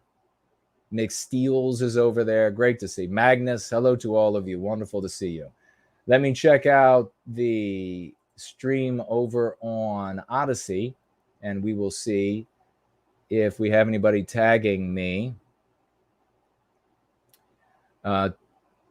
Tom wrote that he's done being nice. Who's with me? Yes, stop being nice. Start using the 5 concepts that I admonish everyone to share as quickly as they can. Anti-white, anti-whiteism, anti-white narrative, Western kind, white erasure. Get busy. Make it happen. And whoever says, I'm just going to be blunt, whoever says, well, that's not going to do it. You think that because you're dumb. But that's okay, because you can get educated and you can do the right thing and have the success that that many thousands are having. I'm going to read a testimonial right now. I'm going to go to Avatar as I read it, but I'm going to read a testimonial right now of just epic proportions, ladies and gentlemen. This will thaw the iciest of hearts of those who are reticent to embrace the psychological approach that we have been employing for decades now. Or who even are lying about us, or lying that we did this, or whatever it might be. I'm going to read just the practice of going free and what this has done for this triumphant gentleman right now. And I do want to say before I read this, you never know when you reach out to those around you, ladies and gentlemen. You never know when you will get to the person who needs those concepts, the person who needs the practice of going free right before it's too late. We had, if you remember, was it Isabel, who had written her suicide letter and had just weeks. She had planned the day, and then a good friend of hers, what was his name? A champion of epic proportions, gave her a copy of Go Free, and it saved her life. There have been 9 whose lives were saved, who specifically were going to commit suicide, and most likely more who are just not owning up to it, because it's a terrible thing. It's a tough thing to have to admit that you got to such a place. But what does Go Free do for those people? It enables them to find their inner value, and when they find their inner value, they then are able to develop the strength that they need to get off of that ultimate white flight. So they are the ones who ultimately save themselves. We just show them the door. And behind that door that we unlock with the practice of going free is the value and the identity of Western kind. The author writes here, "Hail, Jason. I hope you are well, brother. I have a testimony for you. I ask that you don't mention my name if you decide to read this on the stream. Forgive me if it comes across as somewhat scatterbrained. There's a lot to say, and I haven't had time to really organize my thoughts. Does time fly or what? It's been a year since I found your channel. I still remember quite vividly the night I found your stream. And that is the subject of this today. It was during the height of the summer of anti-white terror. The riots were going strong. The West was on fire, and the political tension was thick everywhere you looked. I was coming to the end of my wits. An atomized lifetime of crippling poverty and endless doom dissection did not make me a particularly strong or stable individual in any regard, financially, mentally, or spiritually. It was during that season of chaos that I sunk to my lowest. The echo chamber in which I existed was always quick to tell me that doom was just around the corner. I had eaten it up. The so-called red pills they offered were no longer enough, and I had developed a taste for the blackest of black pills.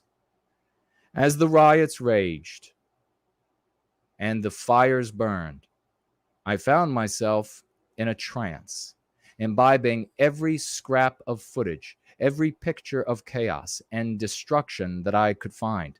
I listened to the endless chanting of terror troops in the streets, calling for our victimization, and watched the beatings and bloodshed of innocent bystanders in real time.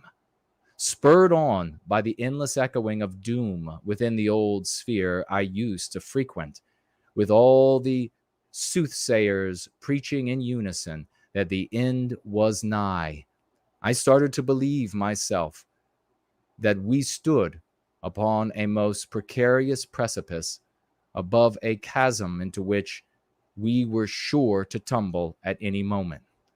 All those black pills I swallowed had finally stained the lens through which I saw the world. Life, all of it up to this particular point in time, had not been kind.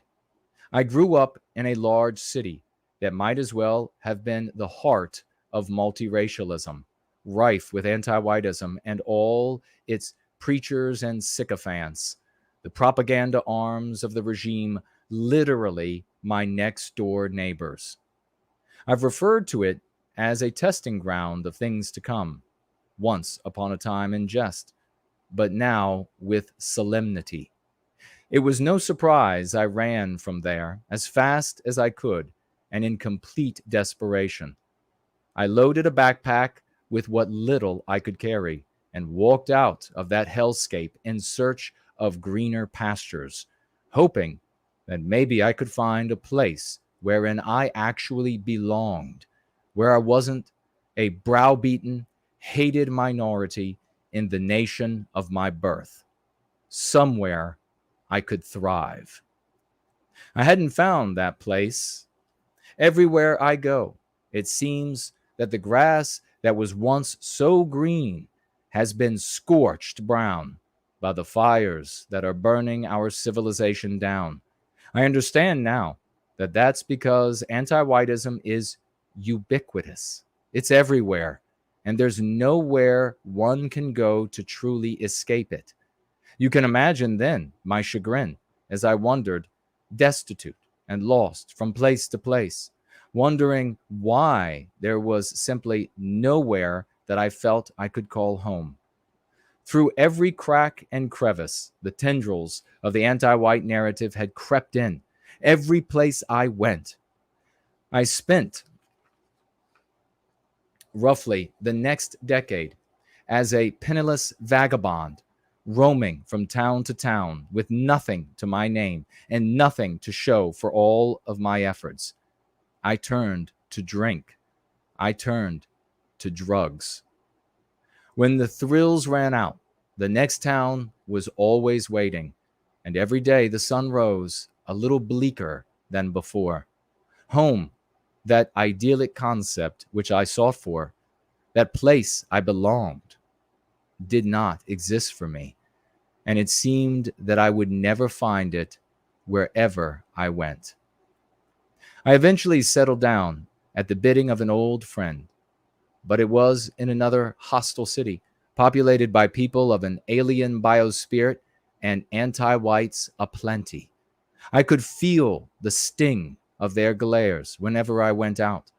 I was very much unwelcome, and they used to quietly make that point until that summer, when they started to make that point loudly.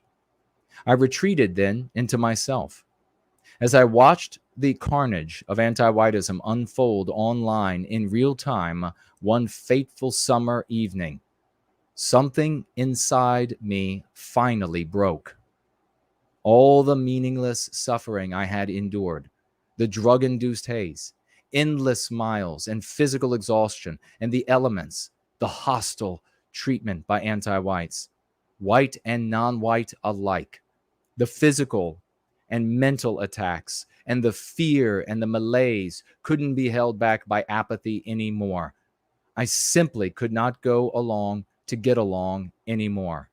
Every fiber of my being cried out to me that I had to do something. Drunk on the message of collapse and chaos as I was, my mind went to a very dark place. I had been powerless and forgotten the entirety of my life, thrown to the curb like so much refuse. What change could I ever effect in this world? Everything I had tried before had met with dead-end failure. Everywhere I went, there was the anti-white sickness, and I had no medicine for it. Every time I spoke up, I was shouted down. There was only one thing I could think of that I could do. If Western civilization was to burn, if everything I held dear was to tumble into the abyss, then I was ready to embrace that immolation and become the ultimate villain. I prepared myself then to dive headlong into the abyss. There was no thought or concern for what tomorrow would hold, because I couldn't see tomorrow. And the more chaos I imbibed, the more I felt that surely it would not come. Quietly that night, I loaded up my belongings into my vehicle and got ready to hit the road to burn myself on the altar of anti-whiteism, to become their picture-perfect stooge and boogeyman. Between trips, in and out of the house, I paused to imbibe just a little more of the chaos and carnage unfolding across the country. It was at that moment, however, that somebody had posted something I had never seen before. I could never tell you who it was, but somebody had sent me an angel to guide me through my lowest moment. To whoever you are a beautiful soul, and you have all of my gratitude. I opened the link, expecting more of the same darkness that I had been drinking in. What I found, however, was something radically different than what I expected. I don't remember what subject you, Jason, were speaking on that so firmly arrested my attention. But my attention was arrested nonetheless. I stopped filling my backpack and listened. It was a breath of fresh air after coming up from the bottom of the sea of excrement. I set my backpack down on the floor, queued up another, and laid back in my bed and meditated hard on the words that were being said. It was an 8-hour stream, remember those? And I listened to the whole thing through the dead of the night. The sun rose the next morning, and I went outside and unpacked everything I had loaded into my trunk. Not long after, you streamed another 8 hours, and I sat in on that too, barely awake, but still hanging on to consciousness because the realization had come home. I had received a metaphorical slap in the face, and the spell of doom and villainy that held me had finally been broken. Though sleep deprived and barely cognizant in that moment, I took that revelation to heart. It's just words, our detractors say, just words. We hear that a lot from the naysayers. Well, they are just words. Words that saved me from an unfathomable level of ruination and despair. I broke down before I went to bed that night.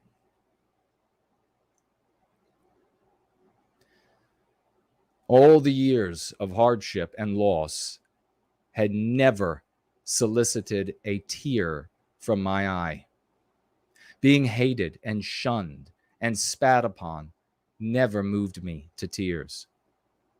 I've been 60 miles out in the desert without a drop of water to drink and no foreseeable way back to civilization, and never wept on behalf of my misfortunes.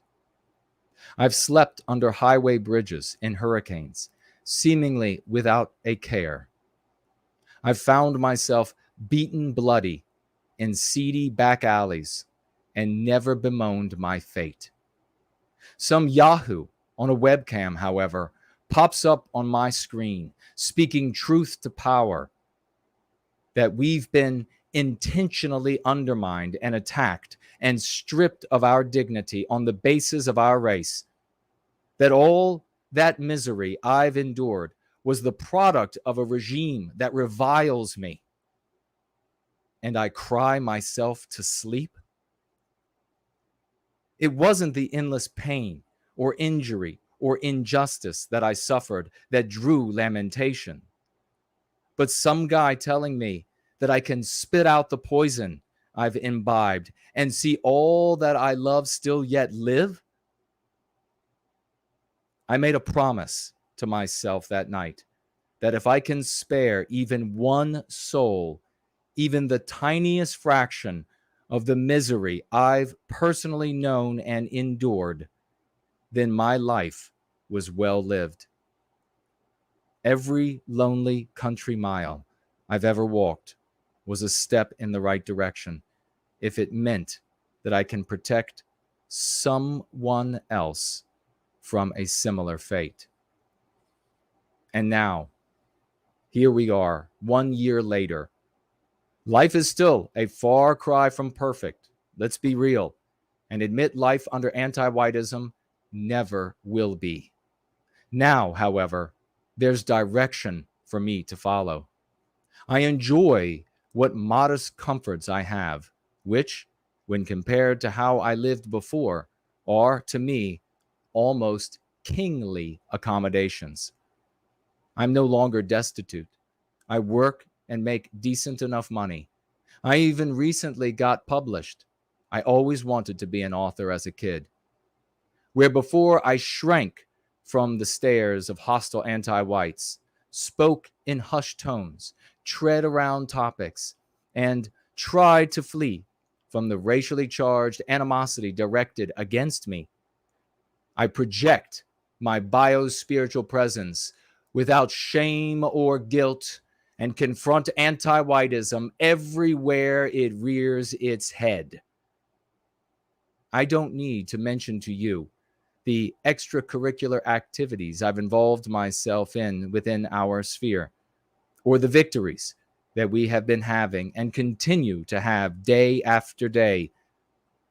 While I'm still very much a vagabond at heart, inclined to wander down the long and lonesome road, but where before it was a losing gambit, desperately in search of something pristine that I could never find, now there's purpose and reason guiding every step I take. And I know that if I'm to have that pristine place one day, then I have to make it myself. And make it I will. That pristine place will only exist because of the efforts of people like us. Looking back on it all, it amuses me. Our people's histories abound with heroes in unlikely places. A peasant girl leads an army to victory. A man in a barrel clowns on the greatest philosopher of his age. A deaf man composes music that reverberates through the ages. Saviors are born in mangers. And now I'm here to help spearhead the push toward the recapture of our destiny. Be well, brother. Drowning in the argument, the anti-white says, what exactly is anti-white? You have got to be animated with the righteous passion of reclaiming our destiny. We are the heroes of this era.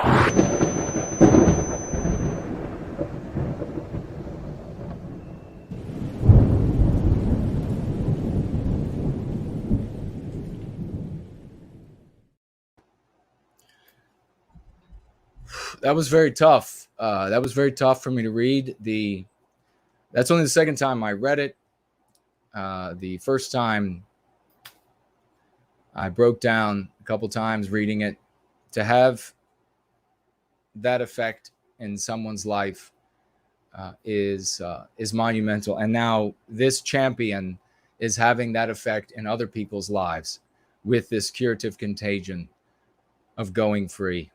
The practice of going free. God bless you, brother. Let's get a round of raucous emojis that'll blow the roofs off every one of our houses, folks. Please, for this champion, for this testimonial. God bless you. I love you, brother. Thank you so much. And thank God in heaven. Thank God in heaven. Thank Prometheus Ithelia. Thank Prometheus Ithelia that at that moment when you were getting ready to be the ultimate villain in their narrative because you had imbibed so much doom from other corners of this sphere, that an angel reached you with one of those 8-hour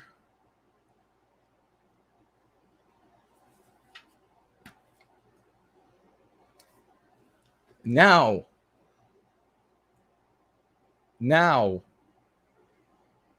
you're not one of their agents who cause us immeasurable loss and misery. Now you are a king in our story who is helping all of us to recapture that destiny so that what happened to you and me and everybody else is brought to an abrupt end. God bless you, brother. God bless you. Folks, clip that out, clean it up where I screw up, and then post that places. Testimonial to the practice of going free by one of our coming kings in service to white well-being. Share that one, please, far and wide. Let's keep rolling because we've got to keep rolling. I've got a lot to do. We're going to talk about the MP Don't Punch Right. I'm going to take a quick look over here. And see, we have Cockney Nut Job. That's a great name. Cockney Nut Job, financially gifting $10. Thank you so much, brother. Big salute to you. And didn't say anything with it because he said everything he had to say to the anti-whites with that $10 financial gift. Bless you. Promethean Promulgation, financially gifting $20. This is another one of our future kings. We have kings and queens here, ladies and gentlemen. Everybody in service to white well-being. Rest assured that this is the elect, as we talk about in Prometheus Rising. Prometheus Promulgation, financially gifting $20. Thank you, brother. Can people mention NWG_bot on Twitter with a word from the lexicon? This is a project I made with many hours of work and lost sleep. Dropped the hard drive and made it again. Oh my gosh, you dropped the hard. Yeah, it will just bust it. Getting it. Well, was it? What kind of hard drive was that? Because if it was solid state, it's just finished. Getting it out of a rudimentary version today in the name of a great champion among us. In the name of a great champion among us. Well, God bless you, brother. Now, this is at NWG_BOT.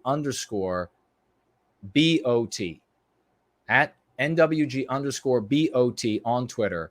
Let's follow that, everybody. He's asked, Promethean Promulgation is saying it's a project that he's invested many hours on, lost a lot of sleep, then had to do it all over. I've had that happen a handful of times. It's crazy. It's crazy. I think it is some supernatural power, just like training. And it's saying like, okay, I just destroyed everything you worked on. Now are you going to be tough enough for when the anti-whites come for you? So it made it again. It's in a rudimentary version in the name of a great champion among us. God bless you, brother. Let's open it up on Twitter, folks. I will too during the next break. Thank you so much, brother. Follow it, and we'll try to magnify your work as best as possible. We have Marie Curie, financially gifting $120. Let's get out the raucous emojis again. I know you just blew the roofs off your houses, but you've got to go collect some of them and then shake them up like dice and release them again. $120. Marie, thank you so very much. God bless you for your regular gifts and service to white well-being. What a champion. Thank you so much for your great work for our people, Jason. Since I know you, I am 100% sure that we will recapture our destiny. You give me so much hope, ! I send my love to all my white brothers and sisters all over the world, and especially to my threatened brothers and sisters in South Africa. Lots of love from Germany. Well, lots of love from the once great state of Virginia. We'll make it great again. Back to Germany, which we will make great again. Marie, thank you so very much. That is a princessly sum, $120. Bless you. Thank you. Irish Ice back again with another $5 gift. Writes, a non-white, anti-white harassed me on a bus last night. I asked him twice to stop physically touching me. When the driver began threatening me, I walked up and called him an anti-white POS in front of 20 people. The driver and assailant are both being investigated. Well done. Well done, Irish Ice. What a champion. What an absolutely fantastic. They absolutely use the systems that are in place as best we can, when we can, where we can. This is not costing Irish Ice. It's not like a big lawsuit or anything that you're going to pay a bunch of money into and then just lose. And then in certain countries, then you have to pay for the other side as well. This is something that Irish Ice could do and did, and it is magnificent. God bless you, brother. Wasn't anti-white. Both of them. Well done. $5 financial gift. Let me swivel around here, and we will refresh that screen. It's great. It's so great to be with you all. When things start getting bad, or when things are getting worse for us, you are going to know they're really going to filter out the gold from the gravel. You know, the diamonds from the rough are really going to come to the surface. Those will be the kind of people that you know will be with you through thick and thin. And it doesn't matter where they are, what time zone they are in. They are our truest brothers and sisters. And they are the leaders of Western kind, that noble people in the process of being reborn. They are the leaders of that new people born out of this deracinated race. God bless you all. We're going to talk about the MP, don't punch right. Who's heard folks using that? Quite a few lately, haven't they? Don't punch right. You're not allowed to punch right. What are they saying when they say don't punch right? Well, first of all, they're admitting that they're in the anti-white narrative, aren't they? They are on an artificial spectrum created for them by the anti-whites, a spectrum then they can't escape, a spectrum which, by the way, moves underneath of them. It's so amusing to me how folks are not able to see this. So they don't realize that they are in a place that they can't win. So what matters here is not any so-called dictionary definition, if there is one, of punching right. If there were a dictionary definition, it's totally irrelevant. All that matters is the actionable definition, how it is used, right? So a dictionary definition would be some sort of claim that, you don't want to burn down some group that is in some way, shape, or form holding similar views to your own. You don't want to undermine their efforts. You don't want to cripple them. You don't want to take the side of the left on this artificial spectrum and then attack those on the right if you are ostensibly on the right. That is never how it's used. I mean, let's just be real. It's never used that way. It is always used to condemn and personally attack any individual who criticizes or offers constructive advice to any white sympathetic or ostensibly white sympathetic person or group or action. So anybody who criticizes or who offers some constructive criticism, any action, person, or group, it is then personally attacked with this don't punch right. And they also always personally attack the individual making the constructive criticism. So what does that prevent? It prevents improvement. Don't punch right is an MP because it is used by both anti-whites and idiots in the white sympathetic sphere to prevent constructive criticism from improving white sympathetic activities. So everybody doesn't have to be in the same group in the white sympathetic sphere.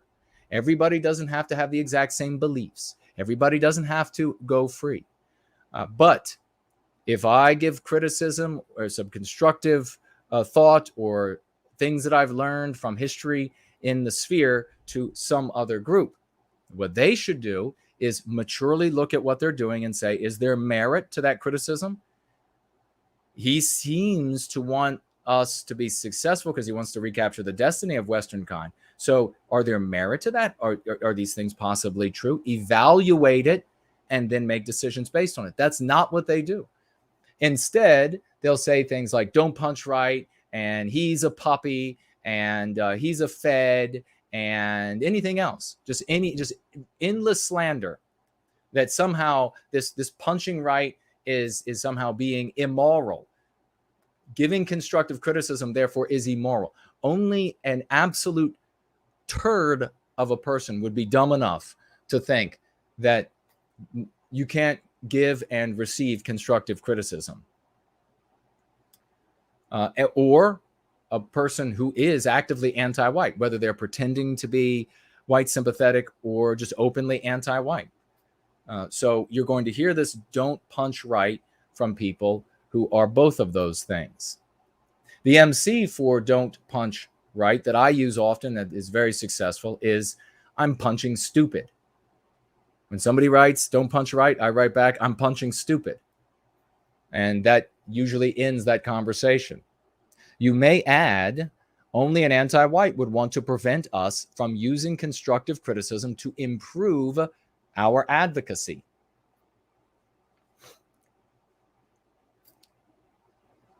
Now, the related MP is stay in your lane. I've been hearing that a lot as well. Stay in your lane.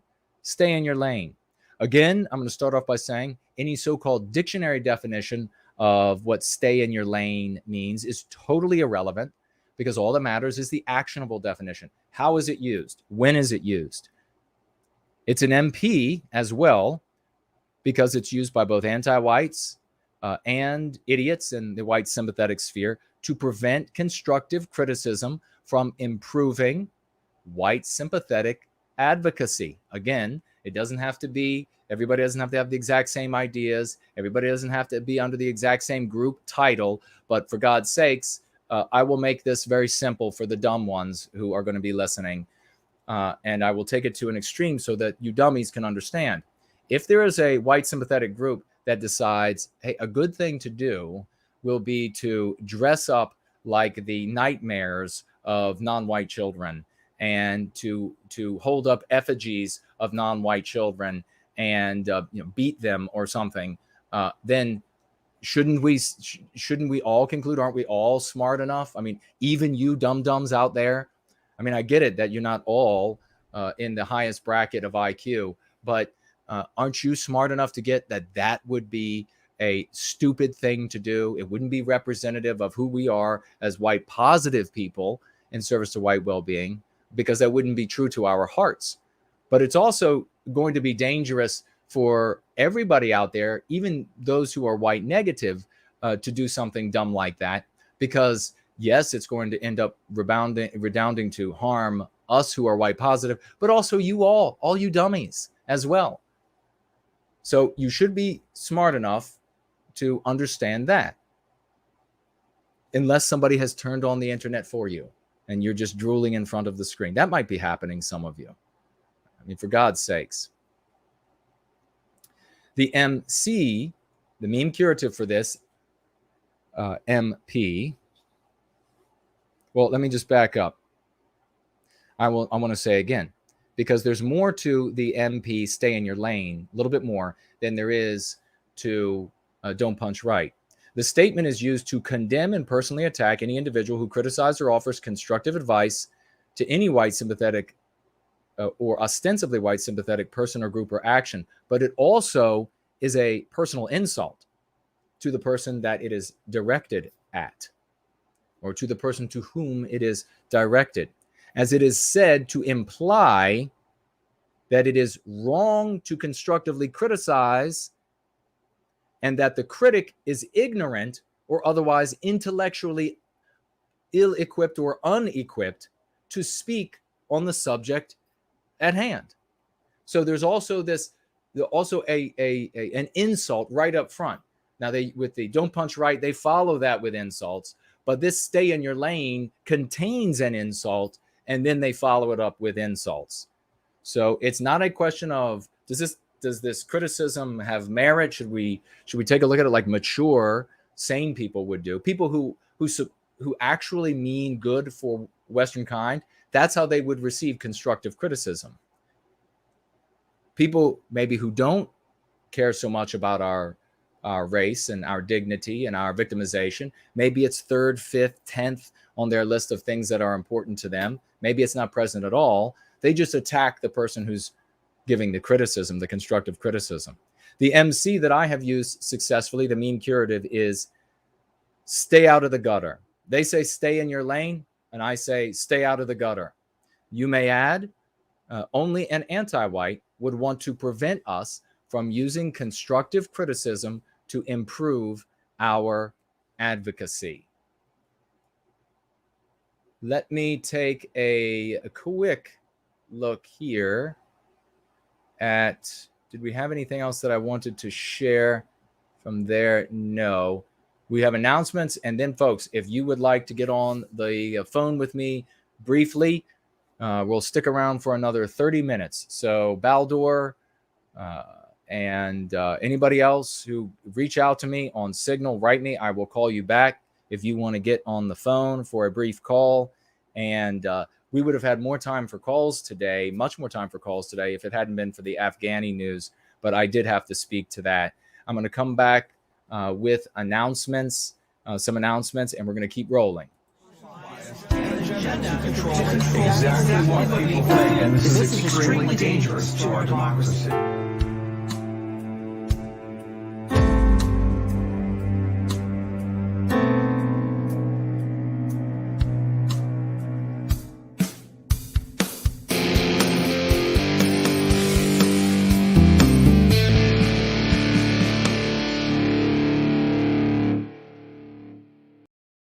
All right, very quickly, folks, we have Raymond Foster was found guilty in Australia of not being anti-white enough. You know, they're going to, okay, great. We're going to have Baldor on briefly in just a few minutes, folks. So get ready, Baldor. He was found guilty for not being anti-white enough. Of course, the anti-whites are going to call it something other than that. Who cares what they call it, right? This happened some time ago. They've been tying him up to screw up his bid for an election seat. So now he cannot run in the upcoming election, thanks to the anti-whites. And he has, as a consequence of the activities of the anti-whites, he's been made homeless yet again. This might even be the third time since this champion has been producing epic works in service to white well-being. I wish I had more time to play them now, but we are running out. I have a couple more of his new things that we can play moving forward. But we are working on some efforts, and you heard from Art Acrobats that we are potentially going to have some sort of fundraiser for him. But there is some other activities that we're not yet ready to reveal that you all can participate in. The sentencing for Raymond Foster is coming up next month. And so whatever we're going to do is going to happen between now and then. And hopefully it will make a difference in the sentencing. We want the absolute minimum, which I believe might be a fine of some sort. Maximum, I think, is a couple of years in jail.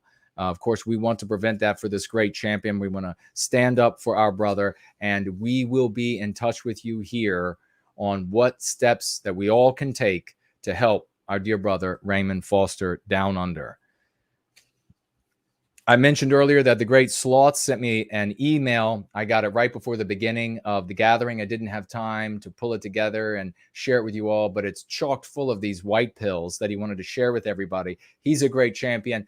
Thank you so much for putting that together, great Sloths. And we will be sharing that either at a roll-in or a maybe the next gathering on next Sunday. So God bless you, brother, and all the great work you do in service to white well-being, including this, getting all of that together. A big thank you to Nordic Iron, ladies and gentlemen, because he is the one who has provided these a couple of these photographs that you have seen of the book, and it's in the background. And I will jump off screen for just a moment, and you can see exactly what I'm talking about.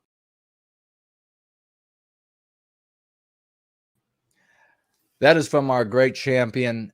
We thank you, dear brother, for all the photographs that you provide. You are amazing, and I don't want to be using these for month after month without saying another thank you, a public thank you to you for that. It looks fantastic. That book all used up. I mean, that book, that Going Free is getting used, isn't it, folks? That looks glorious. And sitting up there with the blue skies out ahead of him and all of us. God bless you, brother. What did you all think at the very beginning of the show, the intro? I had a couple of photographs up on the intro that showed me on a one wheel. I don't know if you have ever seen one of those before, know exactly what it is, but I had my opportunity to ride one of those for the first time a couple of weeks ago. And somebody else who got on that one wheel and did a bunch of zipping around, approached it differently than I did, ended up with some broken bits and a lot of skin missing, and heart goes out to that person. I broke down the process of what I needed to know how to do first, what I needed to know how to do second, and then I practiced those things several times to help secure the instant response in my brain so that I wouldn't have to think about those things when I needed to do them.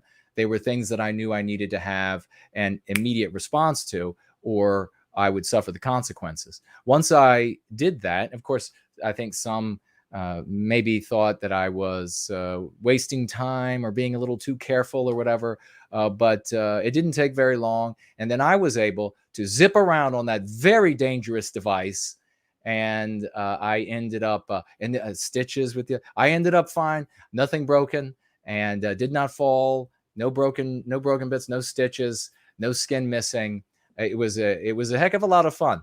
But in the manual for those things, that you open the manual up, the very first page is like big red. It says, not like small somewhere, it says, this can cause death. This, and then the next page, this can cause a broken neck and paraplegia. This can cause. So it is a dangerous, but fun toy. I guess it has a motor inside of it, has a gyroscope. You can feel the gyroscope trying to right you and do its thing as you're riding on the thing. You lean it forward a little bit. The more you lean forward, the faster that sucker goes. You lean backwards, it goes backwards. It's just one wheel turning, and it is. But my advice would be don't ride one. But if you're going to ride one, please get all of the pads on, the helmet, everything that you could possibly get on, and then take it very slowly. And maybe somewhere else I'll talk about those steps I went through to ensure my safety as I rode it, and it went beautifully. It was fun. Let's see, what else do we have here? The content creator this week that I want to share is the great Brent Danger, which I don't know if he's here tonight or not, moderating. I see there's Donning Armor, and Coconut is with us. Hello to the both of you. And if he is here or not, the great Brent Danger, he is over on twitter.com/Brant Danger, BrantDanger, Brant Danger on Twitter, ladies and gentlemen. Make sure you follow him on Twitter and support the work that he is doing. Of course, he heads up the School of the West, one of our most glorious champions, another king to come, ladies and gentlemen. Very excited about Brent Danger. We have the mailbag, and we're going to be taking calls in just a minute, and I will also be looking at the comments we have here. Let me take a look at this. We have two pieces of mail from the same champion, and let's get a raucous round of emojis going for this guy, Stephen. Ladies and gentlemen, Stephen financially gifting a total of $40 to White Wellbeing. God bless you, brother.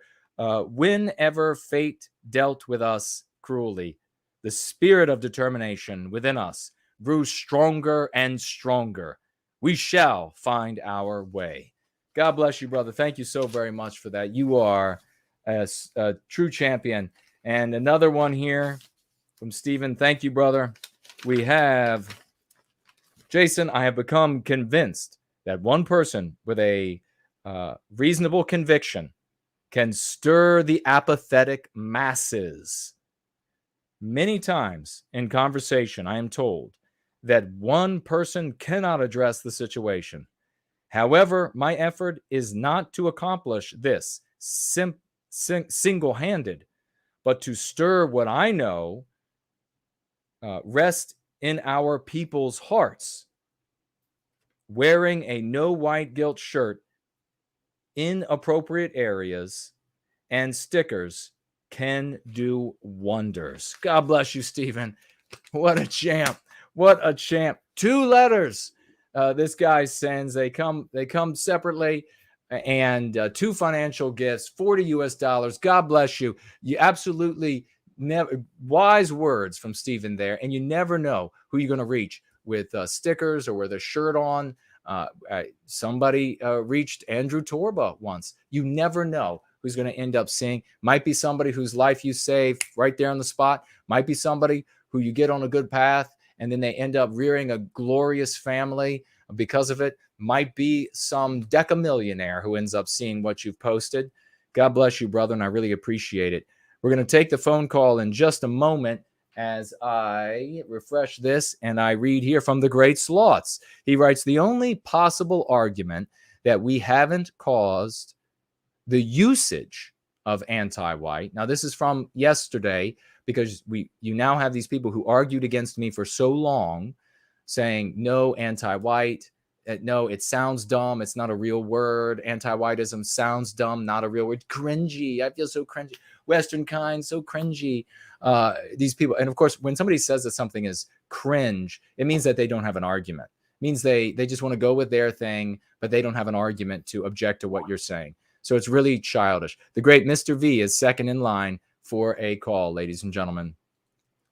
So we went from me having these decades of arguments, countless arguments, and the hyperbole is warranted, saying this is what we got to do, this is what we got to use, and everybody pushing back, to now the overtime champions joining me and us together. And then, of course, you have Bob's effort back in 2008, 9, or 10. So I started around 94. And then Bob's effort that was big for a couple of years. He came up with the slogan, and his team, miraculous people, that was it racist is a code word for anti-white. They used that very successfully for a couple of years. They were magnificent folks. I argued with others to leave those people alone. They wanted to go after them and slander them. And I prevented that from happening. Maybe one of these days I'll tell that story public. But now these people who argued against me all those years are now saying, now that it's getting out into the world, now that it's changing, now that it's succeeding, now that what we've been talking about for so long is working, now these SOBs want to say, you didn't do that. It's always been that way, or somebody else, or what. Of course, it's because these people are scum. It's because they're scum. Slots writes something genius here. Genius. I want you to listen carefully to this response. The only possible argument that we haven't caused the usage of anti-white to spread is that it's a, quote, naturally arising response to a raising awareness of what was already happening, close quote. That is, Slots writes, incorrect. Vagues would still be using reverse racism and real racist if that were the case. Precisely. If we did not make this happen, anti-white and anti-whiteism and those other concepts that we're pushing out there as well, if we didn't make this happen, the vagues and everybody else would, and all through the white sympathetic sphere, they would still be saying reverse racism. They would still be saying racism swings both ways. Racism goes both ways. They would still be saying they're the real racists. For God's sakes, Richard Spencer and his whole team of cronies were saying that what were they calling them? Calling them liberalists or whatever, that they're the real racists. That was only a couple years ago. We did this. And we're going to continue doing it. God bless you, Slots. The great Eric Anderson, which I got to salute again, this guy. He went to war on the people who went to war on yours truly when I gave out a little constructive criticism. He writes here, it occurred to me that we have right-wing authoritarians whining and crying about Jason being authoritarian in his belief that he has the best strategy for the advancement of our cause. They're trying to cancel him, just like a good liberal would do. Sweet, sweet irony. Brilliantly written, Eric. Thank you so very much. It is so true. The right wing, the people who call themselves right-wing authoritarians, trying to cancel me, crying and bemoaning that I would say this is the way to go in an authoritative way. Be Christian writes here, yes, I remember you using anti-white years ago and others saying it misses the mark. Eventually, it's okay to be white was even a priority meme. Yeah, you remember that? That it's okay to be white when that came out. And I said, no, it's not okay. I mean, it doesn't work. It fails. And I told everybody all the reasons. Use anti-white. I said, thank you, B. Christian, for standing up and saying, yes, that you remember all of those years ago. Me saying this and us, those who were here saying it, saying use anti-white, use anti-whiteism, that we were here saying it in the storm of all of those people saying, no, don't use it, don't use it.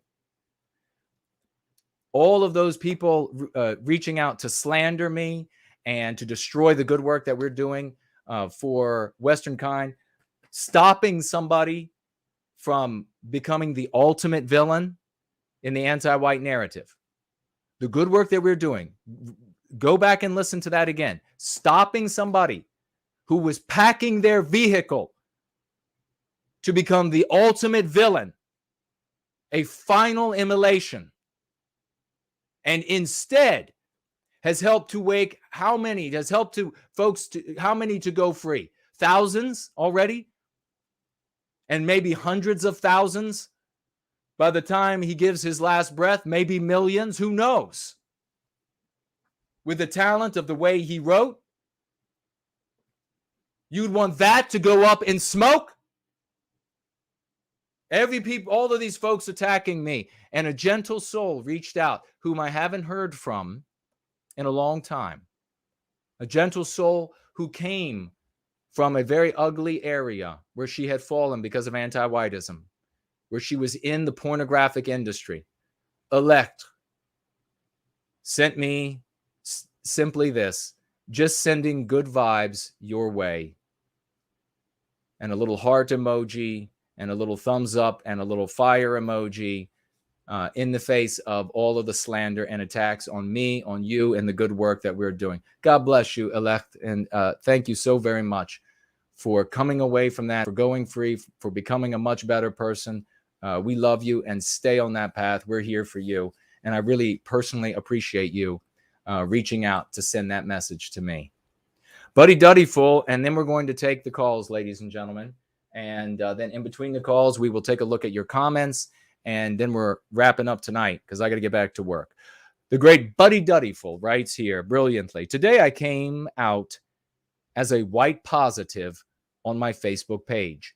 I changed my profile pic to our Go Free book, posted a photo of the book, and then posted the following message to my friends and family. Quote, I just changed my profile pic to the cover of the book Go Free by Jason Kona. I did so because I wanted to share the white positive message contained therein, a message of love, hope, and redemption for Western Kind to all those engaged in the practice of going free in the service to white well-being. This book has changed my life, my worldview, and the lens by which I view reality. Please read this book and go free of the anti-white narrative, thereby inoculating yourself, your family, and your children against the poison of anti-whiteism. Close quote. I would be dishonest if I didn't state I am rather nervous about the reaction I may incur from a few of the anti-whites on my friends list. But if they end up being irredeemably anti-white, I will delight in deleting their asses from my digital presence. I love that, brother. Thank you so much. He goes on here. God bless you. God bless you. He goes on here. Big round of applause for Buddy Duddyful. That takes a lot of courage. Hey, don't do that unless you are ready for the ramification of doing it. And some of you need to remain anonymous. So that doing something like that is not the right way to go and the best way to go in service to white well-being. So don't go doing it. Thinking it's always something that we would laud you doing. But where it is, then we look forward to you being able to do that someday. And when folks do it and it does work for them, then we salute them like Buddy Duddyful. He finishes here. The more I listen to Jason and absorb his message about going free, the more I realize we are in the presence. And the reason I want to read this, folks, is because I want to express my deep gratitude because when all of the slanders come in and when all of the lies about me, there are people. It's one thing to say, and I want to read this because I really want to thank Buddy Duddy for and thank you, brother. I love you. Thank you for this. It's one thing when people slander you and they say, Jason's ugly. Okay, fine, I'm ugly. Jason is not tall enough. Tall enough for what? I don't know, but okay, whatever. Jason doesn't have enough hair. Okay, fine. I don't have enough hair. Jason doesn't, whatever it is. It's one thing for people to say that. It's another thing. It's quite another thing to go out into public forums and then to tell people outright lies about things that I have said, things that I have done, things that I believe, because those are efforts, malice aforethought, to destroy my reputation, to undermine the work that I'm doing.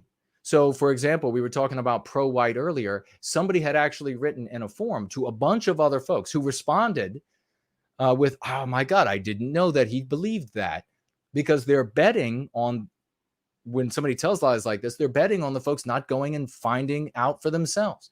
So they said, well, Jason says this about people who are pro-white. And it was an abject, torn right out of whole cloth, nothing true to it whatsoever, these people telling these lies. And they're doing it because either they're actual anti-whites or they are genuine POSs in the white sympathetic sphere.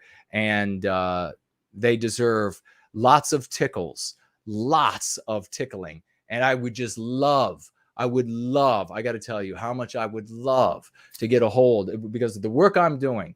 And I've been doing my life's work for our people, for our children, to protect our weakest members and to protect our strongest members.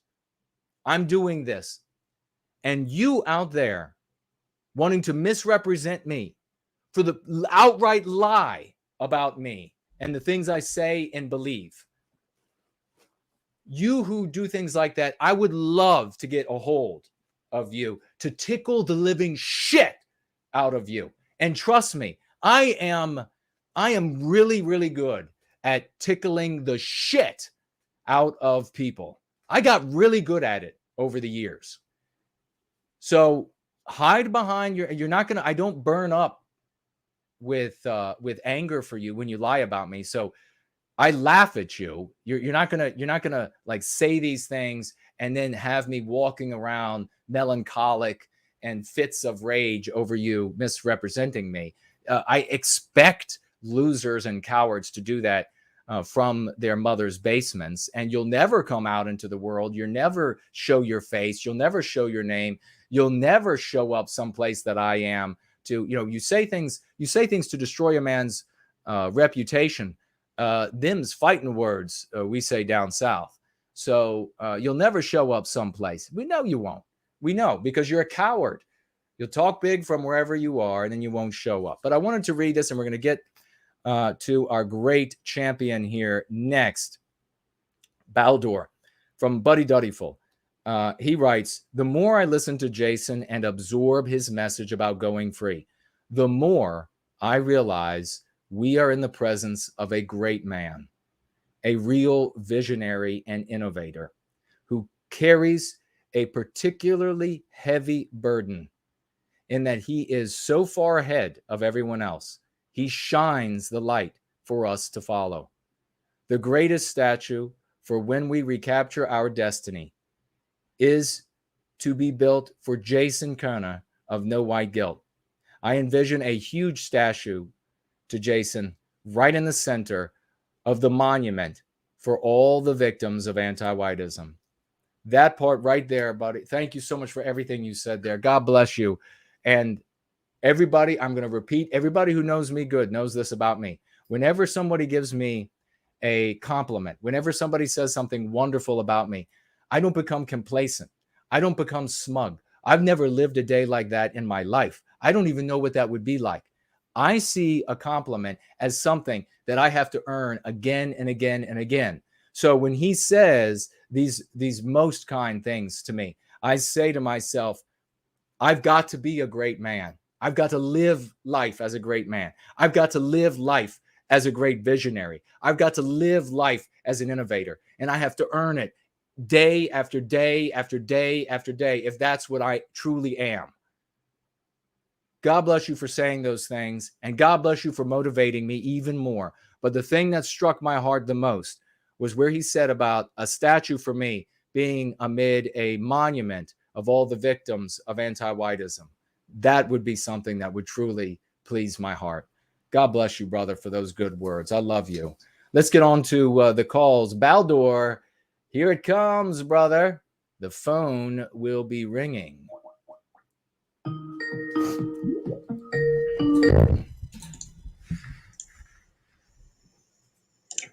Hi. Hey, brother, how you doing? Doing good. Great. Let me get your audio just right, and I will pull up what's going on in Iceland. And tell us and any thoughts you're having on anything I said, anything going on right now, and I will look for and pull up the words for the translation from English to Icelandic. Go for it. All right. Not much news from Iceland, but I wanted to shill a bit for the outreach team, if you don't mind. Please do so. So I'm leading the European outreach team. We could use some help.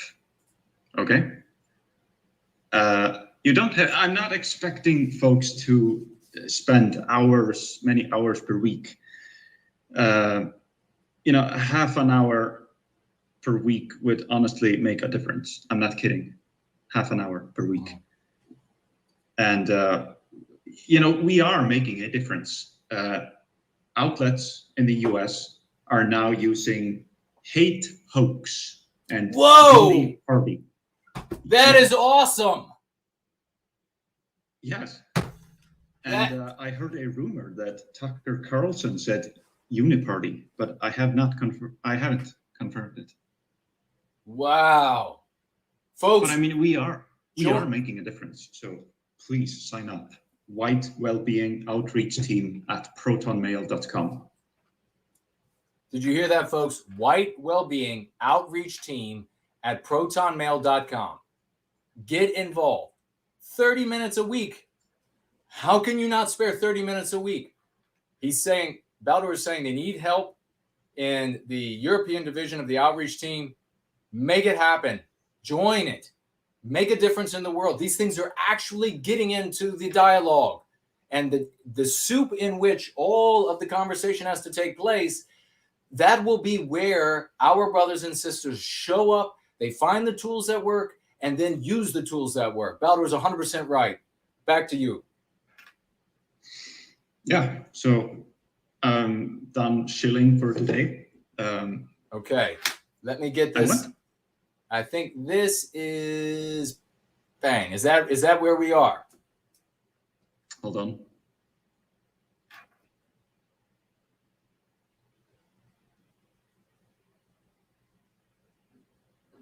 Yeah, we are at Biospirit.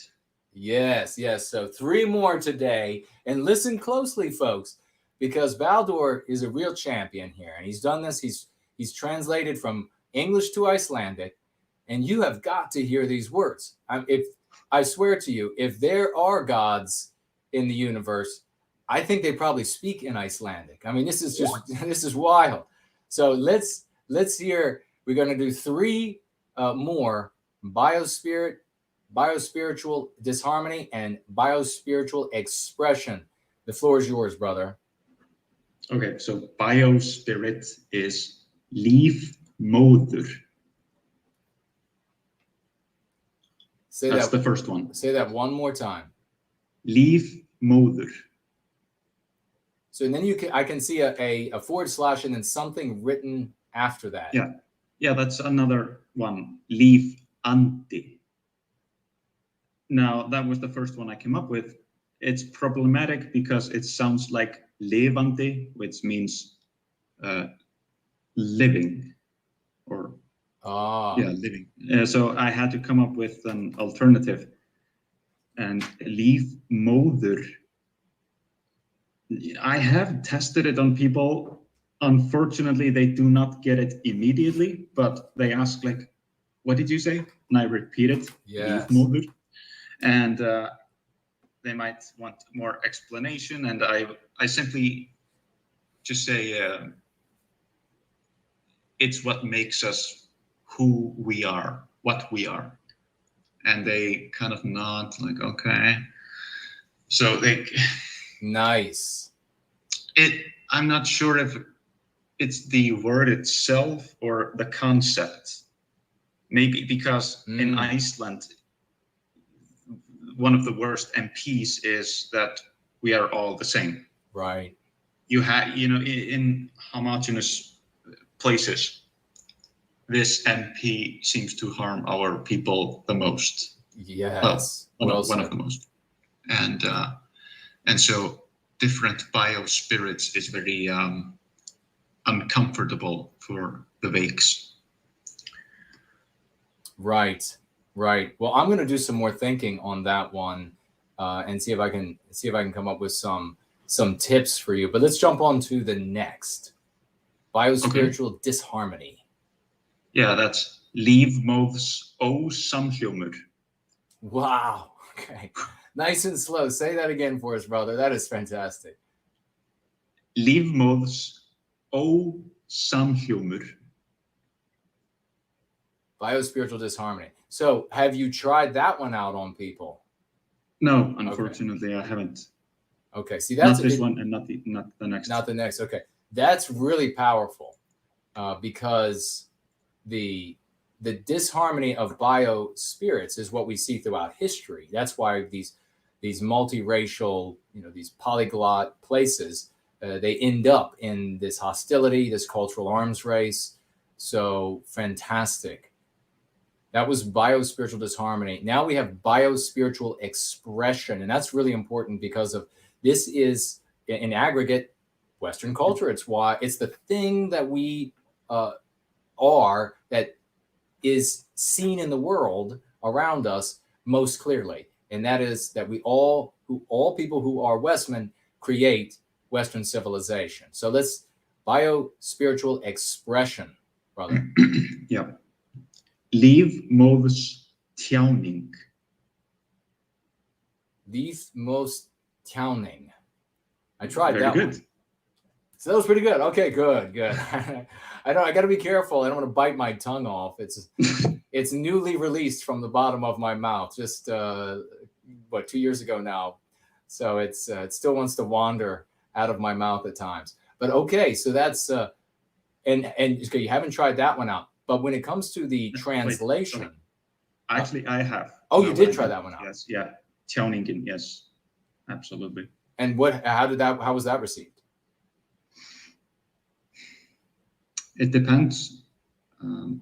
I have had like one anti-white relative be hostile towards me for saying it, but no, most people are kind of receptive to it. That's fantastic. Because, you're not playing the villain. That's the beauty of this. Right. So you bypass all of these mean pathogens. You're not triggering these MPs. Precisely. So, And folks, listen to Baldur there, because he is one of our brothers in I don't know, maybe you're also from Iceland, folks, but those who are from other countries around the world, Iceland might be a place that is absolutely alien to you. You know very little or nothing about the folks there, the language there, and you still see that this practice of going through the lexicon of dialectics works perfectly. Baldur is telling you exactly what works there. It works everywhere for Western kind. A true champion and hero, brother. We're going to have to let you go one more time. Shill some for the outreach team and give that address so folks can write it down. Yeah. White Wellbeing Outreach Team at protonmail.com. Join up, folks. He said just a half an hour of your time a week. What else do you do? What can you cut out of your day? What are you being lazy about? What are you doing that's eating up your time? You know that you're not as active as you could be. You know you waste a bunch of time on anti-white filth on the TV. Take a half hour away from that and participate. Jump in. Nobody's going to say to you, "Oh, you got to, now that you have signed up, now you've got to give 24 hours a week or nothing." Precisely. No, we do not shame, extort, or Perfect. support shame. That was it. We don't do that. There you have it, folks. You've heard it right from the genius's mouth. And we're going to have one of those giant statues of Baldur in Iceland for sure. But you know what the great thing is that since we're white people, we love variety. We're going to have statues of Baldur all over Western civilization. We'll have statues of Buddy Duddy all over Western civilization, of all these great champs. God bless you, brother. We're going to let you go for now, but we'll have you back next week. Yeah, sounds good. All right. Okay. Promethean Hails. Promethean Hails. Bye-bye. Bye-bye. All right, folks. What a champion. Now, it looks like maybe we have... okay, we have Mr. V, a quick call from Mr. V coming up, and then a quick call from Rory, and we're going to be wrapping it up. But before we get to that point, I'm going to jump over here and see as the camera cuts off the top of my head. I still have it, the top of my head. The great Johnny Reb, financially gifting $7. Why don't I swing this around so you can hear me a little better? And with that great $7 financial gift, the brother writes, "Thanks for being a mature, valuable advocate for our people. No one in white advocacy uses language as thoughtfully and as effectively as you do." Thank you very much for that, Johnny Reb. I really appreciate that. It's been a labor of love that has had an endless headwind of liars and spiteful chumps and bitches out there of both sexes and everything else under the sun, or breeds, I should say, right? Or no, sexes, yes, but for dogs is what I'm talking about, of course, dogs, not people. But thank you so much for that, Johnny Reb. Max, and you know, the ear is against the door, folks. The ear is against the door. And you have to be cognizant of these things. Max Anderson, financial gift of $3. Thank you so much, good brother. Back again. He writes, "Just had an idea. I will buy a few copies of Going Free and send them to my government officials." Great thinking, Max. Listen, in about 2 more weeks or so, we'll be done with the second iteration. For the first time, now the Go Free Lexicon and Dialectics, the practice has been patchwork of the scientific method, things being added and things being taken away based on success in helping our people in all of these ways that were objective. So we had proper metric the entire time, success metric. There was also failure metrics. And so what we're doing with iteration 2, we chopped out a bunch that we were going to add to it in order to make it one coherent unit for the first time. It started off as a leaflet, folks, a leaflet. And it built up all the way to what it is over all of these years. And now will finally be one coherent, one document. Really, it feels more like one single document than all of the patches put together. And then from that point, we'll grow. But very soon, Max, you'll have the iteration 2 of second edition to be able to send to government officials. Thank you for that. And then we have OG Snoop, financially gifting $10. Have a good shift or whatever you have to toil away with. Also love the new tactical pick on ScrewTube. Well, thank you so very much. I appreciate that. My new picture up on YouTube, folks, and I don't know, maybe it'll end up some other places as well. My new avatar. Thank you. We're going to swivel around to here, and we see that the great Brad C., one of our great champions, ladies and gentlemen, has financially gifted $20. God bless you, brother. You are here all the time. You are a relentless advocate for White Well-Being, and you are financially gifting $20. And he writes here, a big kip and a 14 to the community, and then 3 white emoji hearts. Kip to you too, brother. God bless you. That is fantastic to have people like this, shoulder to shoulder with you in this struggle. Remember, for the compliments that people give me and the compliments that I hand out, we all stand shoulder to shoulder here in service to White Well-Being. The great Quebec has shown up. Folks, get out your raucous emojis, because Quebec just financially gifted $50. 50 US. Bless you, brother. What a champion you are. Out there making it happen with activism, back here making it happen with financial gifts. These are the best of the best of the white sympathetic sphere, the best of your families, the best of our communities, swiveling around back to here. We're going to get to that very next call because we are rapidly running out of time here, already approaching. These things are supposed to be 2 hours to 2.5 hours. We're coming up on 3 hours, but we're going to go ahead and reach out now to the great Mr. V to see what he has to say, because he's one of those guys going to get a statue.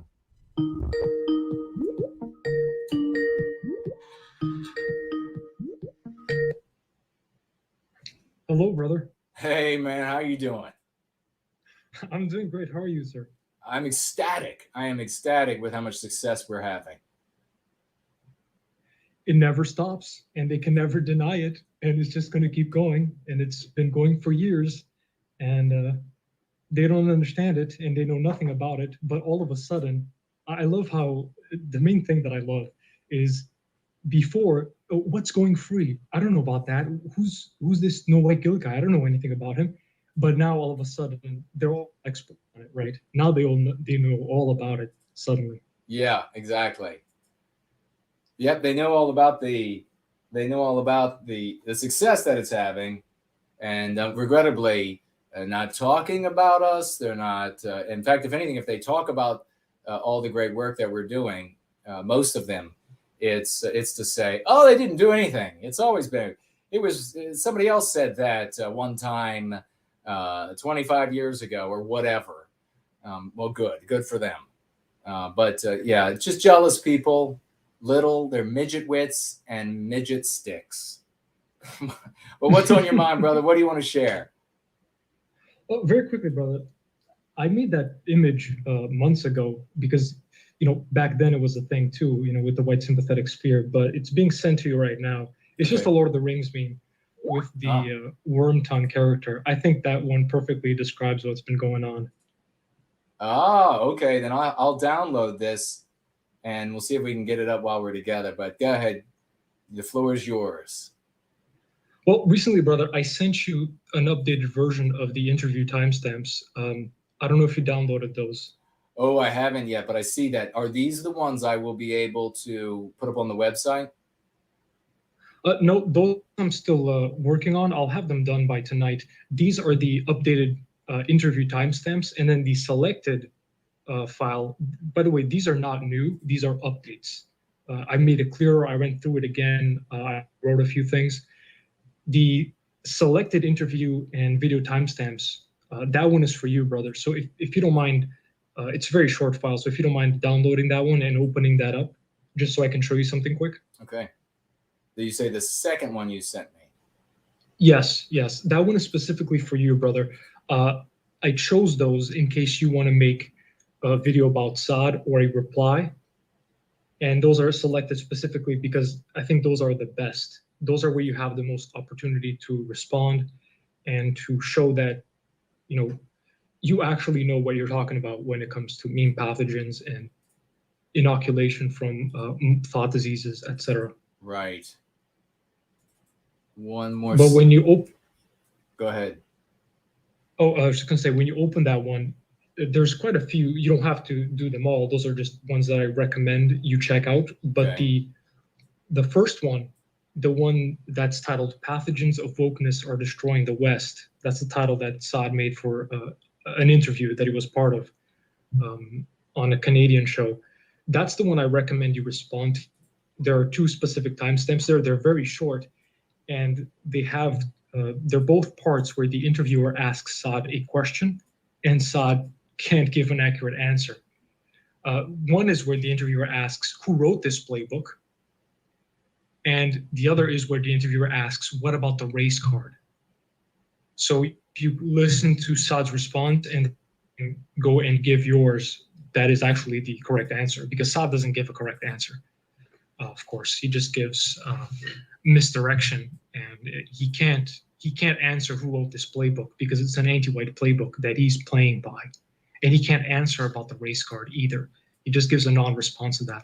So I think the first interview, I don't know if you can see it, but where it says pathogens of wokeness are destroying the West, and has 2 timestamps there, that's the one that I recommend, and that I highlight there, that here's a perfect opportunity for you to answer the interviewer's questions from a Go-Free perspective. All right, I got to try to find a way to share with this software selected interview and video timestamps, and it recommended interview timestamps, pathogens of wokeness. That was the one, right? Yes. You'll see there are 2 timestamps, and those are 2 timestamps that you can use to give a response. You can do a very quick 5-minute video with that, or even less, depending how you want to respond. But because those are interviewer questions that Saad has no adequate response for, and I think those are very good for you to answer from a Go-Free perspective. Oh, that is fantastic. I'm almost and there. Then, go ahead, keep talking. Oh, and then the others are also timestamps for different interviews that I suggest that you can check out. So those have a brief, for you to really know what I'm referencing in my commentary, because I have commentary for each one of the timestamps, you'd have to watch the timestamps. But if you just read the commentary, you'll more or less know what Saad is talking about. But I do say there in the notes, a note for the reader, please watch the specific video timestamp for the accompanying notes to make sense and for you to understand the full context and reasoning behind them.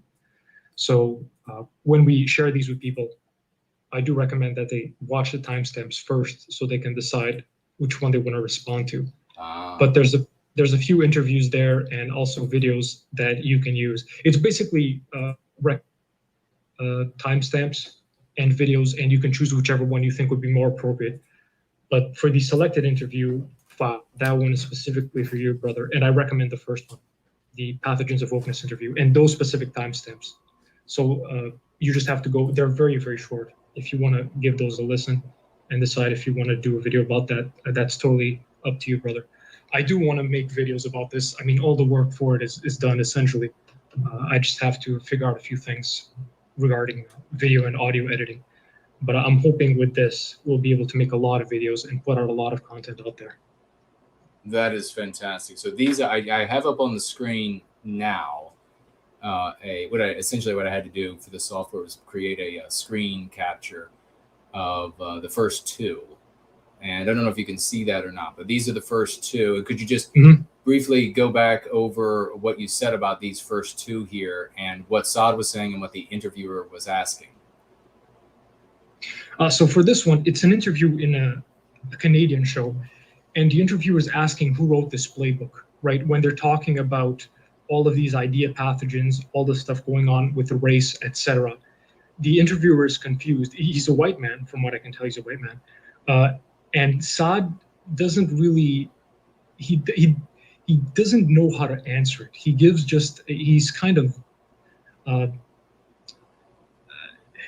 at sea, if you will. He doesn't know who to answer as to who wrote the playbook. And he typically answers, leftist academia. That's mainly his answer. And then for the second one, the interviewer asks, what about the race card? And Saad kind of just brushes that one over. In the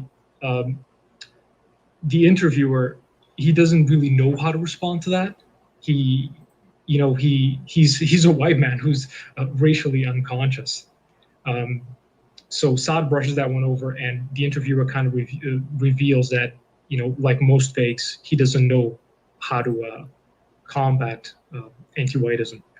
I don't recall specifically what both of them said because I wrote this one so long ago, but if you watch them, you'll know specifically what they say. But I do recall there that Saad gave basically a non-response and deflected because he can't answer those questions. He can't answer properly who wrote this playbook. In every single one of the interviews, that was the good thing about watching all these interviews, is that they match the book and then they match his own videos. He's always putting it on leftist academia, right? He says that there are idea pathogens on the right, but what he sees mainly are those from the left because he's in academia. And in the interview with Peterson, of course, immediately, as soon as he started the interview, just a few minutes into it, they go straight into World War II and, you know, the anti-white narrative about World War II in that one. So in every single one of the interviews, he goes back to the same thing. You know, these come mainly from the left, leftist academia, etc. And he pins it on French postmodernism, which I point out isn't really French. He pins it on feminism. He pins it on Islam, etc. So basically, idea pathogens, he's defining them as what he wants to define them as. All of these things that people already consider idea pathogens. Of course, same thing with identity politics. He makes identity politics out to be an idea pathogen. And that is for whites is basically demonization of white collectivism, of denying whites brotherhood, because we know that non-whites are not going to stop being ethnocentric just because someone says, hey, identity politics are bad. No, we know that only works on whites. We know that making identity politics out to be an MP is equal to telling whites that you shouldn't have brotherhood, you shouldn't collectivize.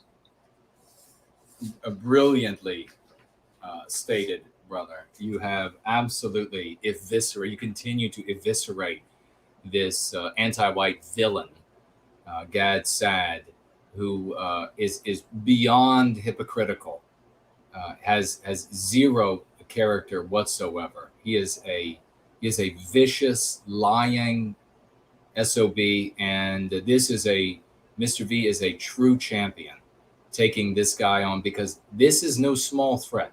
We are weathering a storm from many angles, and those of us who are going free with white positivity, we are weathering a storm from many angles. There are attacks from many angles. Attacks from people in the white sympathetic sphere, attacks from hardcore anti-whites, and attacks from people like Gad Saad, who want to misrule our people and lead us down another dead-end alley, which will be the final dead-end alley into this abstractionism once again.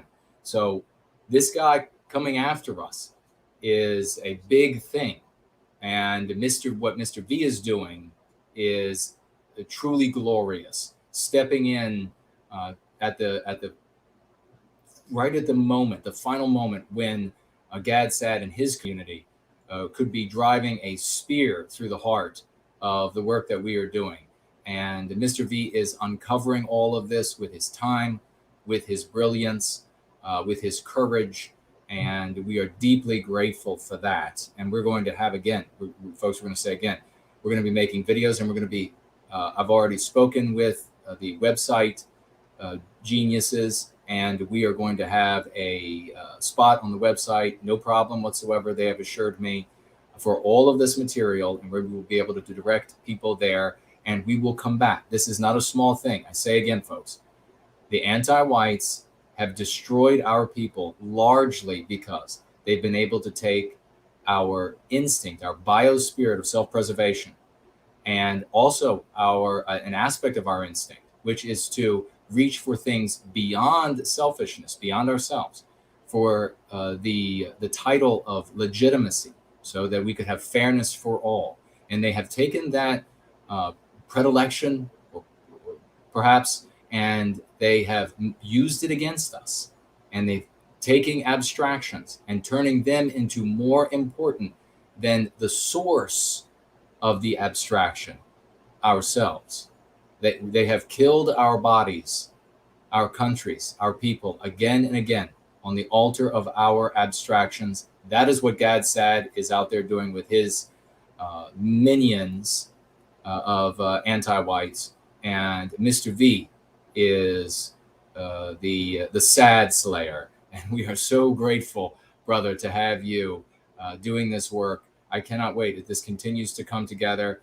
And I will be making more videos. You will be making videos. And I know others will be taking this material and making videos to punch back, so that when our brothers and sisters over this rest of this decade, as things continue to get worse across the West, all around the world, they will, in search of answers, come across the work that we're doing here. And folks, it may very well be all of this time and intelligence that Mr. V is putting in here that changes the minds of millions when they're looking for an answer, because they're going to be inclined to listen to an abstractionist like Gad Saad, the same way they listen to that other ferret-looking fellow. Gad Saad will be Jordan Peterson. They'll be inclined to want to listen to Gad Saad, and it's going to be Mr. V, whose message that they are going to hear and turn away from for the first time in a living memory. God bless you, brother. What else would you like to share before we let you go today, and we'll have you back next week? Thank you, brother. Really quickly, could you scroll down? I just want to show you something. Just scroll down a little bit to the second interview. I can scroll down, but I can't put that on the screen, regrettably. Oh, okay, no problem. Well, if you scroll down, you will see in the second interview where he's having an interview with a former adult film star. This is the one where he said that at the end he regrets not having time to talk about her profession. Yeah. And I put a quick note there, comparing, like, and you mentioned Electra today, comparing your attitude toward Electra to Saad's attitude toward this woman. It's night and day. But there at the 3-minute 45 to 5-minute mark, when he's answering why he hasn't been canceled, quote, "I also think I'm protected by my identity."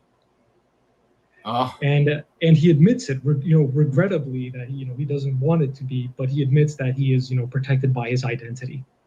So he acknowledges this. He also said, right, that when and he mentioned this in the Peterson interview as well, when Peterson described it as making the hard decision of canceling, what is that woman's name? Yes, I remember the one you're talking about. Yes. He mentioned, of course, first of all, he called her followers neo-Nazis, that anti-white slur, and he said that he got death threats. I highly doubt that. I highly doubt that he got death threats from her followers. I doubt it too. Yeah, I highly doubt it. Yeah, but he knows that he is protected by his identity. One quick quote that I'll say, brother, because 2 weeks before I mentioned how he goes on and on about being a champion of truth, etc. Here's a quote from him. "My purity of spirit, as I recall my mother's words, does not permit me to place any careerist considerations ahead of my defense of truth. I would not be able to sleep at night knowing that I had sacrificed a millimeter of truth or an ounce of freedom for selfish reasons. My best advice is, if you are going to fight these idea pathogens, go all in."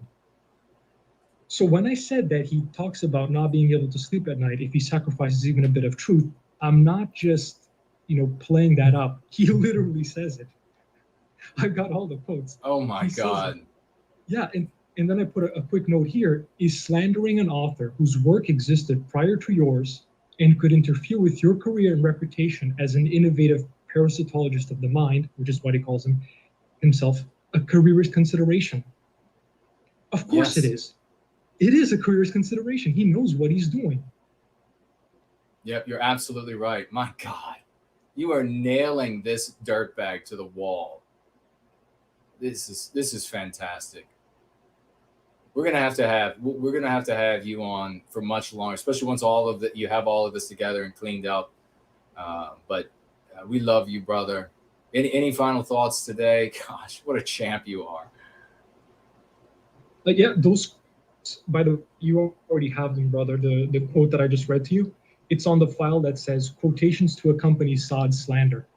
And those are the quotes that people can use to show to him and his followers that he is a liar and a hypocrite. So these are the perfect quotes to go with his slander of you that you can show, because this is a guy who keeps going on and on about he can't sacrifice truth. Truth and freedom are the principles that he lives his life by. he's a champion for them, etc. Yeah. So you already do have that file. I can put it on PDF if you'd like, because that might be easier. But it's called the Quotations to Accompany Sod Slander. So if you search in that package that I sent you, you will find that one there. Final word I'd say, brother, is I wonder if, because I've talked about with some people in the white sympathetic sphere about Raymond Foster's case. Mm-hmm. I wonder what they're going to say and if they're going to speak out about it as much as they talked about Thomas Sowell's case. Oh. I wonder if they're going to talk about it and if they're going to compare it, because it's night and day. Thomas Sowell could have avoided going to jail. Everybody knows he could have avoided going to jail. He went to jail for nothing. That is the truth. And I don't hate the guy, but that's the truth. He could have avoided it. Raymond Foster did nothing wrong. Zero, absolutely nothing wrong. I wonder if these people are going to compare it. I wonder. Wow. Powerful point to end on, brother. Oh my gosh, indeed. Yeah, where's the outcry now?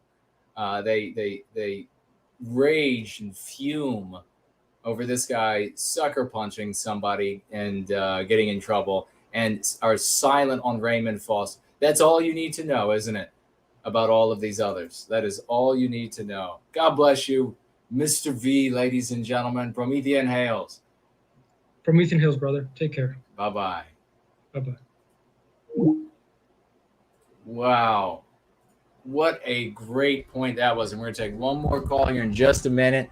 We'll get the one more quick call. We'll get the final financial gifts. Make sure we didn't miss anybody.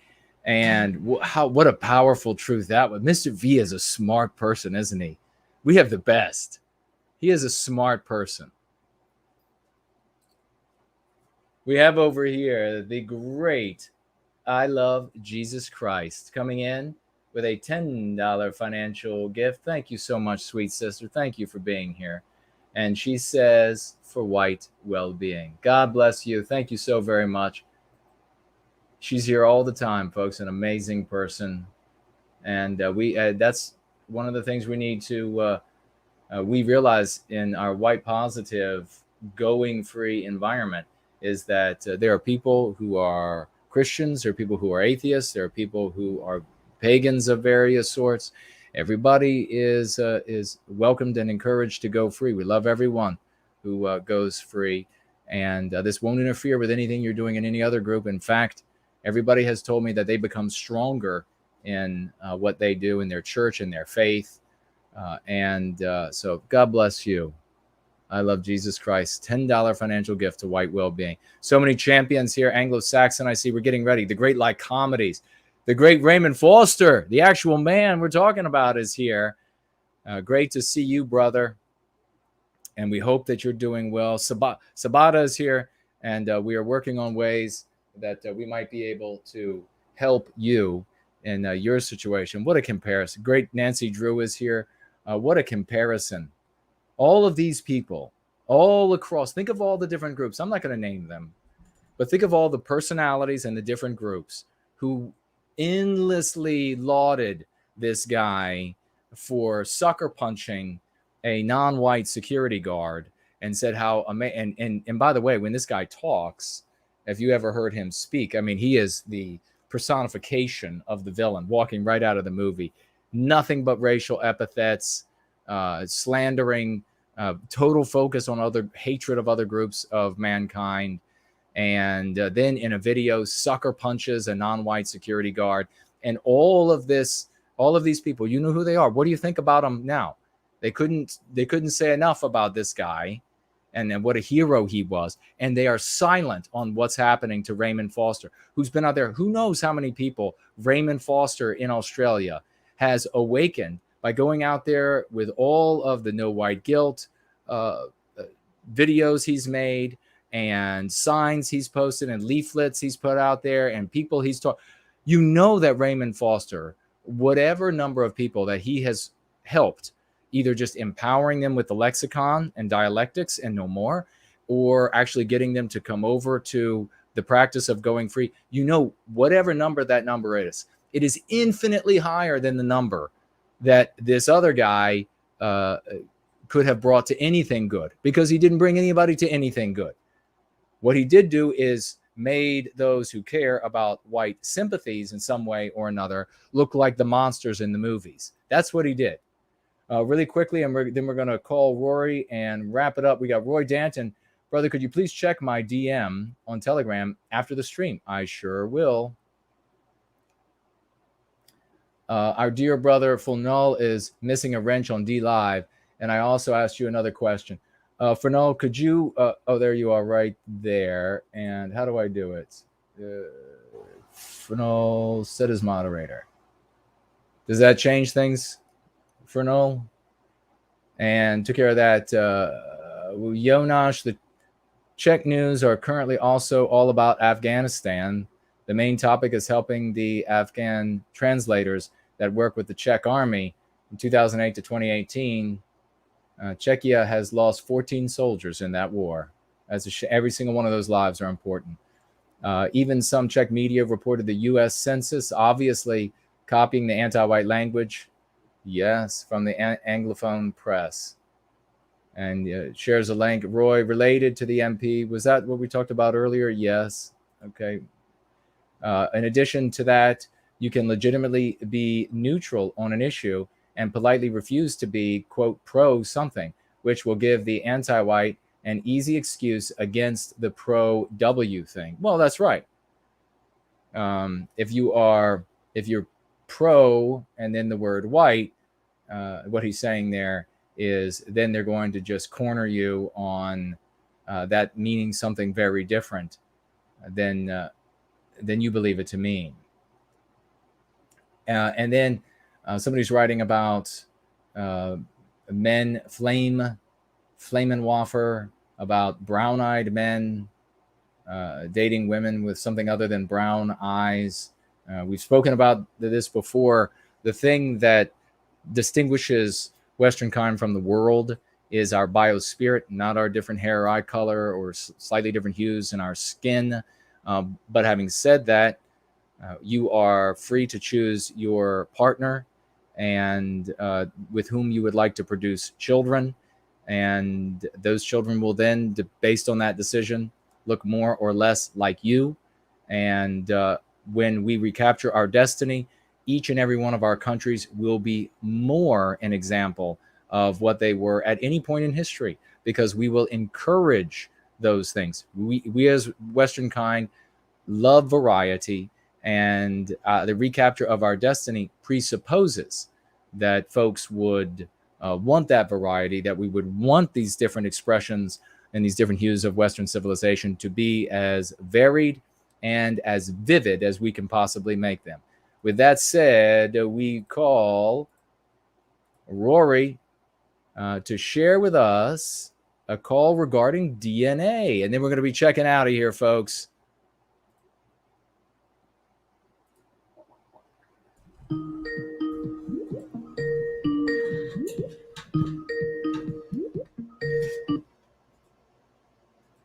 Jason. The great Rory. How are you, brother?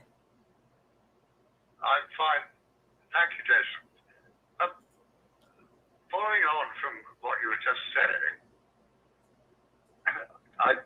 I'd just like to say that I just got my wife's DNA results. And I met my wife in Atlanta, Georgia, in 1989.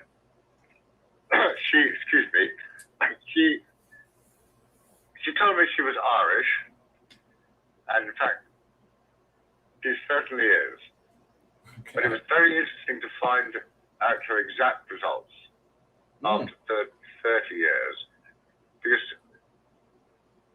you can imagine, I mean, she had an American accent, she was obviously white, but I had no idea of her ethnicity. And I was like, maybe I could just go through my ethnicity. Jason, I can't hear you. Please go ahead, brother. Okay. I'm 74% English, 22% Welsh, and 4% Irish. All right. And my wife turns out to be 86% Irish, 11% Scottish, and 3% Welsh. Wow. I was thinking, we met there. I found her attractive, good looking,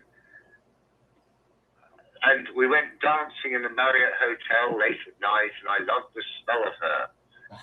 And I really do believe that there is something about ethnicity and attraction between men and women. Yeah. But please sorry, continue. carry on, Jason. No, please continue, brother.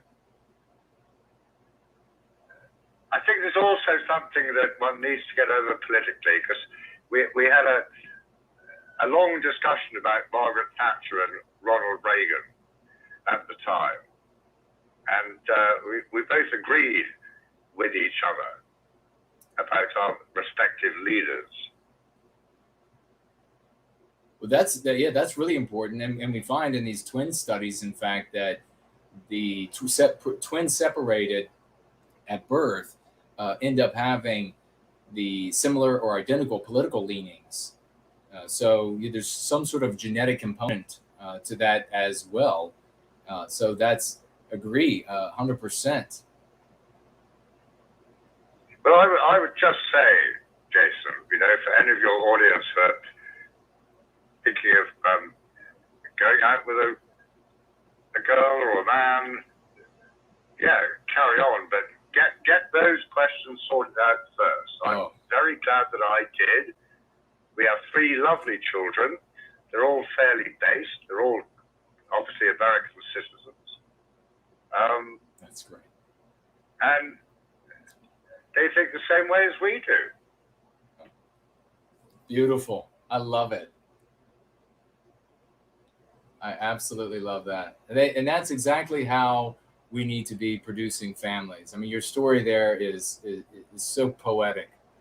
You two finding each other and getting sorted your political beliefs, which of course are so critical to how the children are going to end up being reared, and finding that natural attraction, and then speaking about the smell that you actually this ambrosial smell that she was obviously emitting and intoxicating you with. That's truly beautiful and poetic. And then now, all these years later, to get the DNA results and to find out that such a great match between the two of you, it is very beautiful. Well, I always thought, she'd be that kind of girl, but yes, to be so ethnically pure brought a smile to myself, Jason. I bet it did. Congratulations. Some people get their results and they're not so happy, but so congratulations, brother.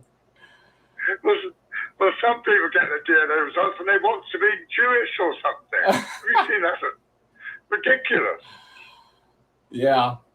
Well, we've read stories here we talked about where I guess there was a couple of people from a couple of these different employees from a couple of these different companies who admitted, and I don't know again if these reports are true, who knows, you'll have to check with CNN, but where they admitted to claiming that there was something else in a person's genetic background in order to upset them or hope to upset them.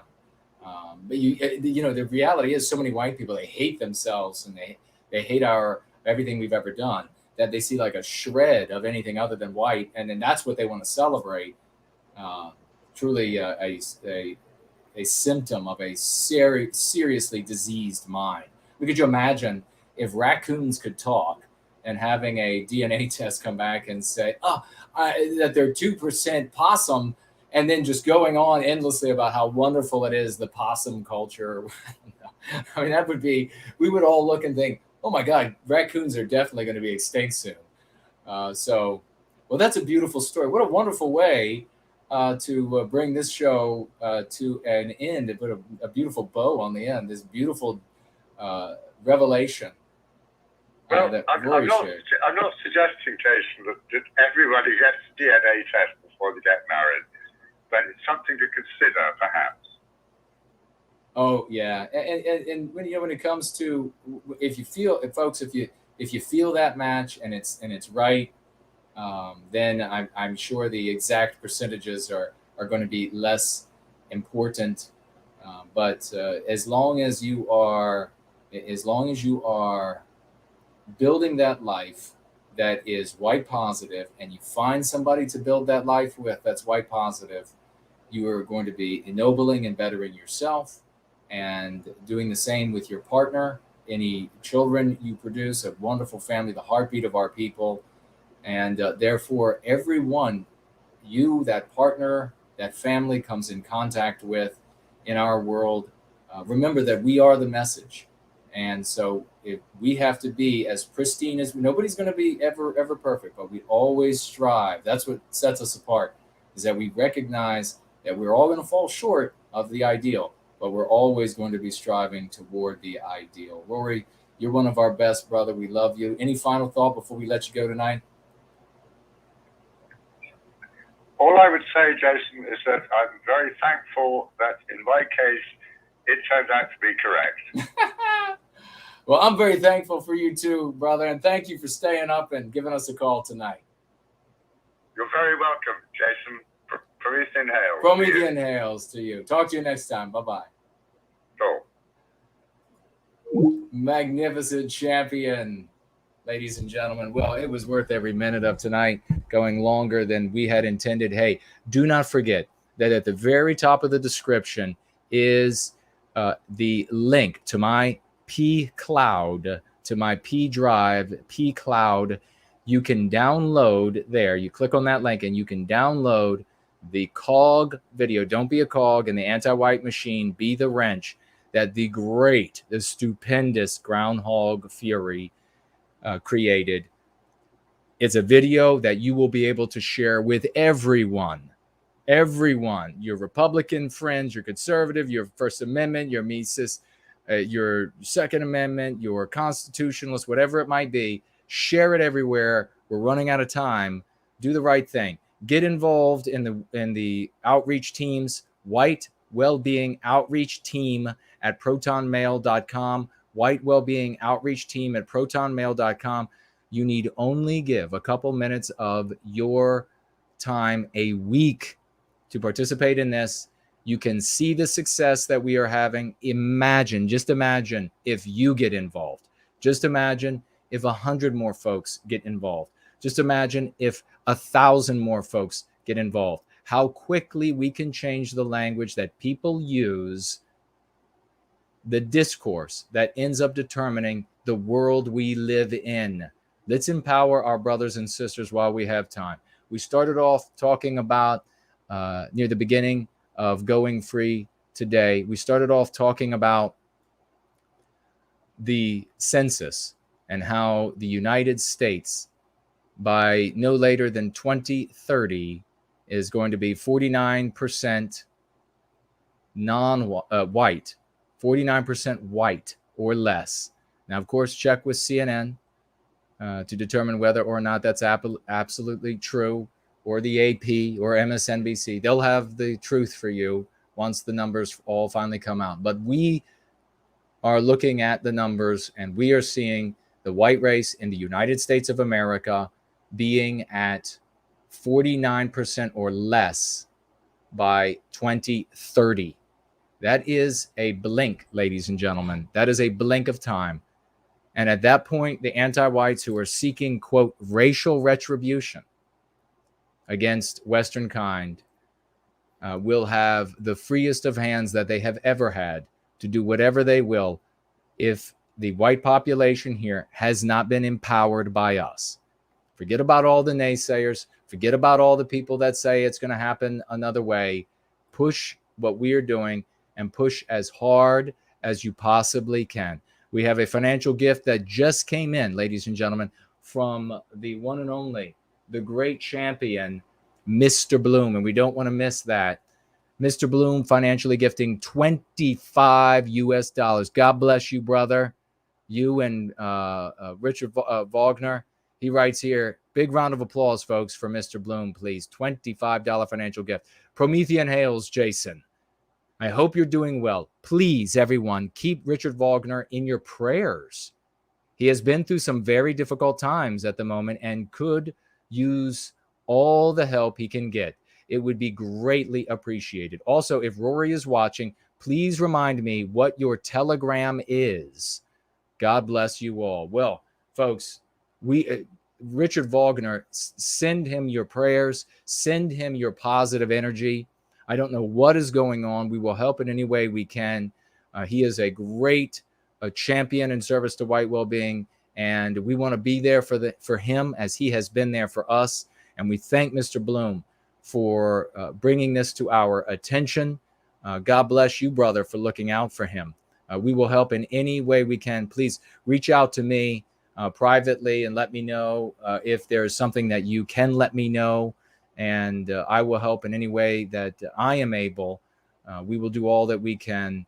Richard Wagner, folks, need your help, prayers and positive energy, and any other help that we can get, we will look into. God bless you, Mr. Bloom. Thank you for that. I want to mention that Art Acrobats has, it says, more than 2,500 No White Guilt business cards have been distributed by me, Art Acrobats, Elaine Sabatino, and others in the white positive sphere. Let's get a really raucous round of emojis for Art Acrobats, Elaine Sabatino, and the other unnamed folks. Perhaps some of those need to be anonymous, who have distributed nearly 3,000 business cards to make a difference in this world for our people, for our most vulnerable, for our children.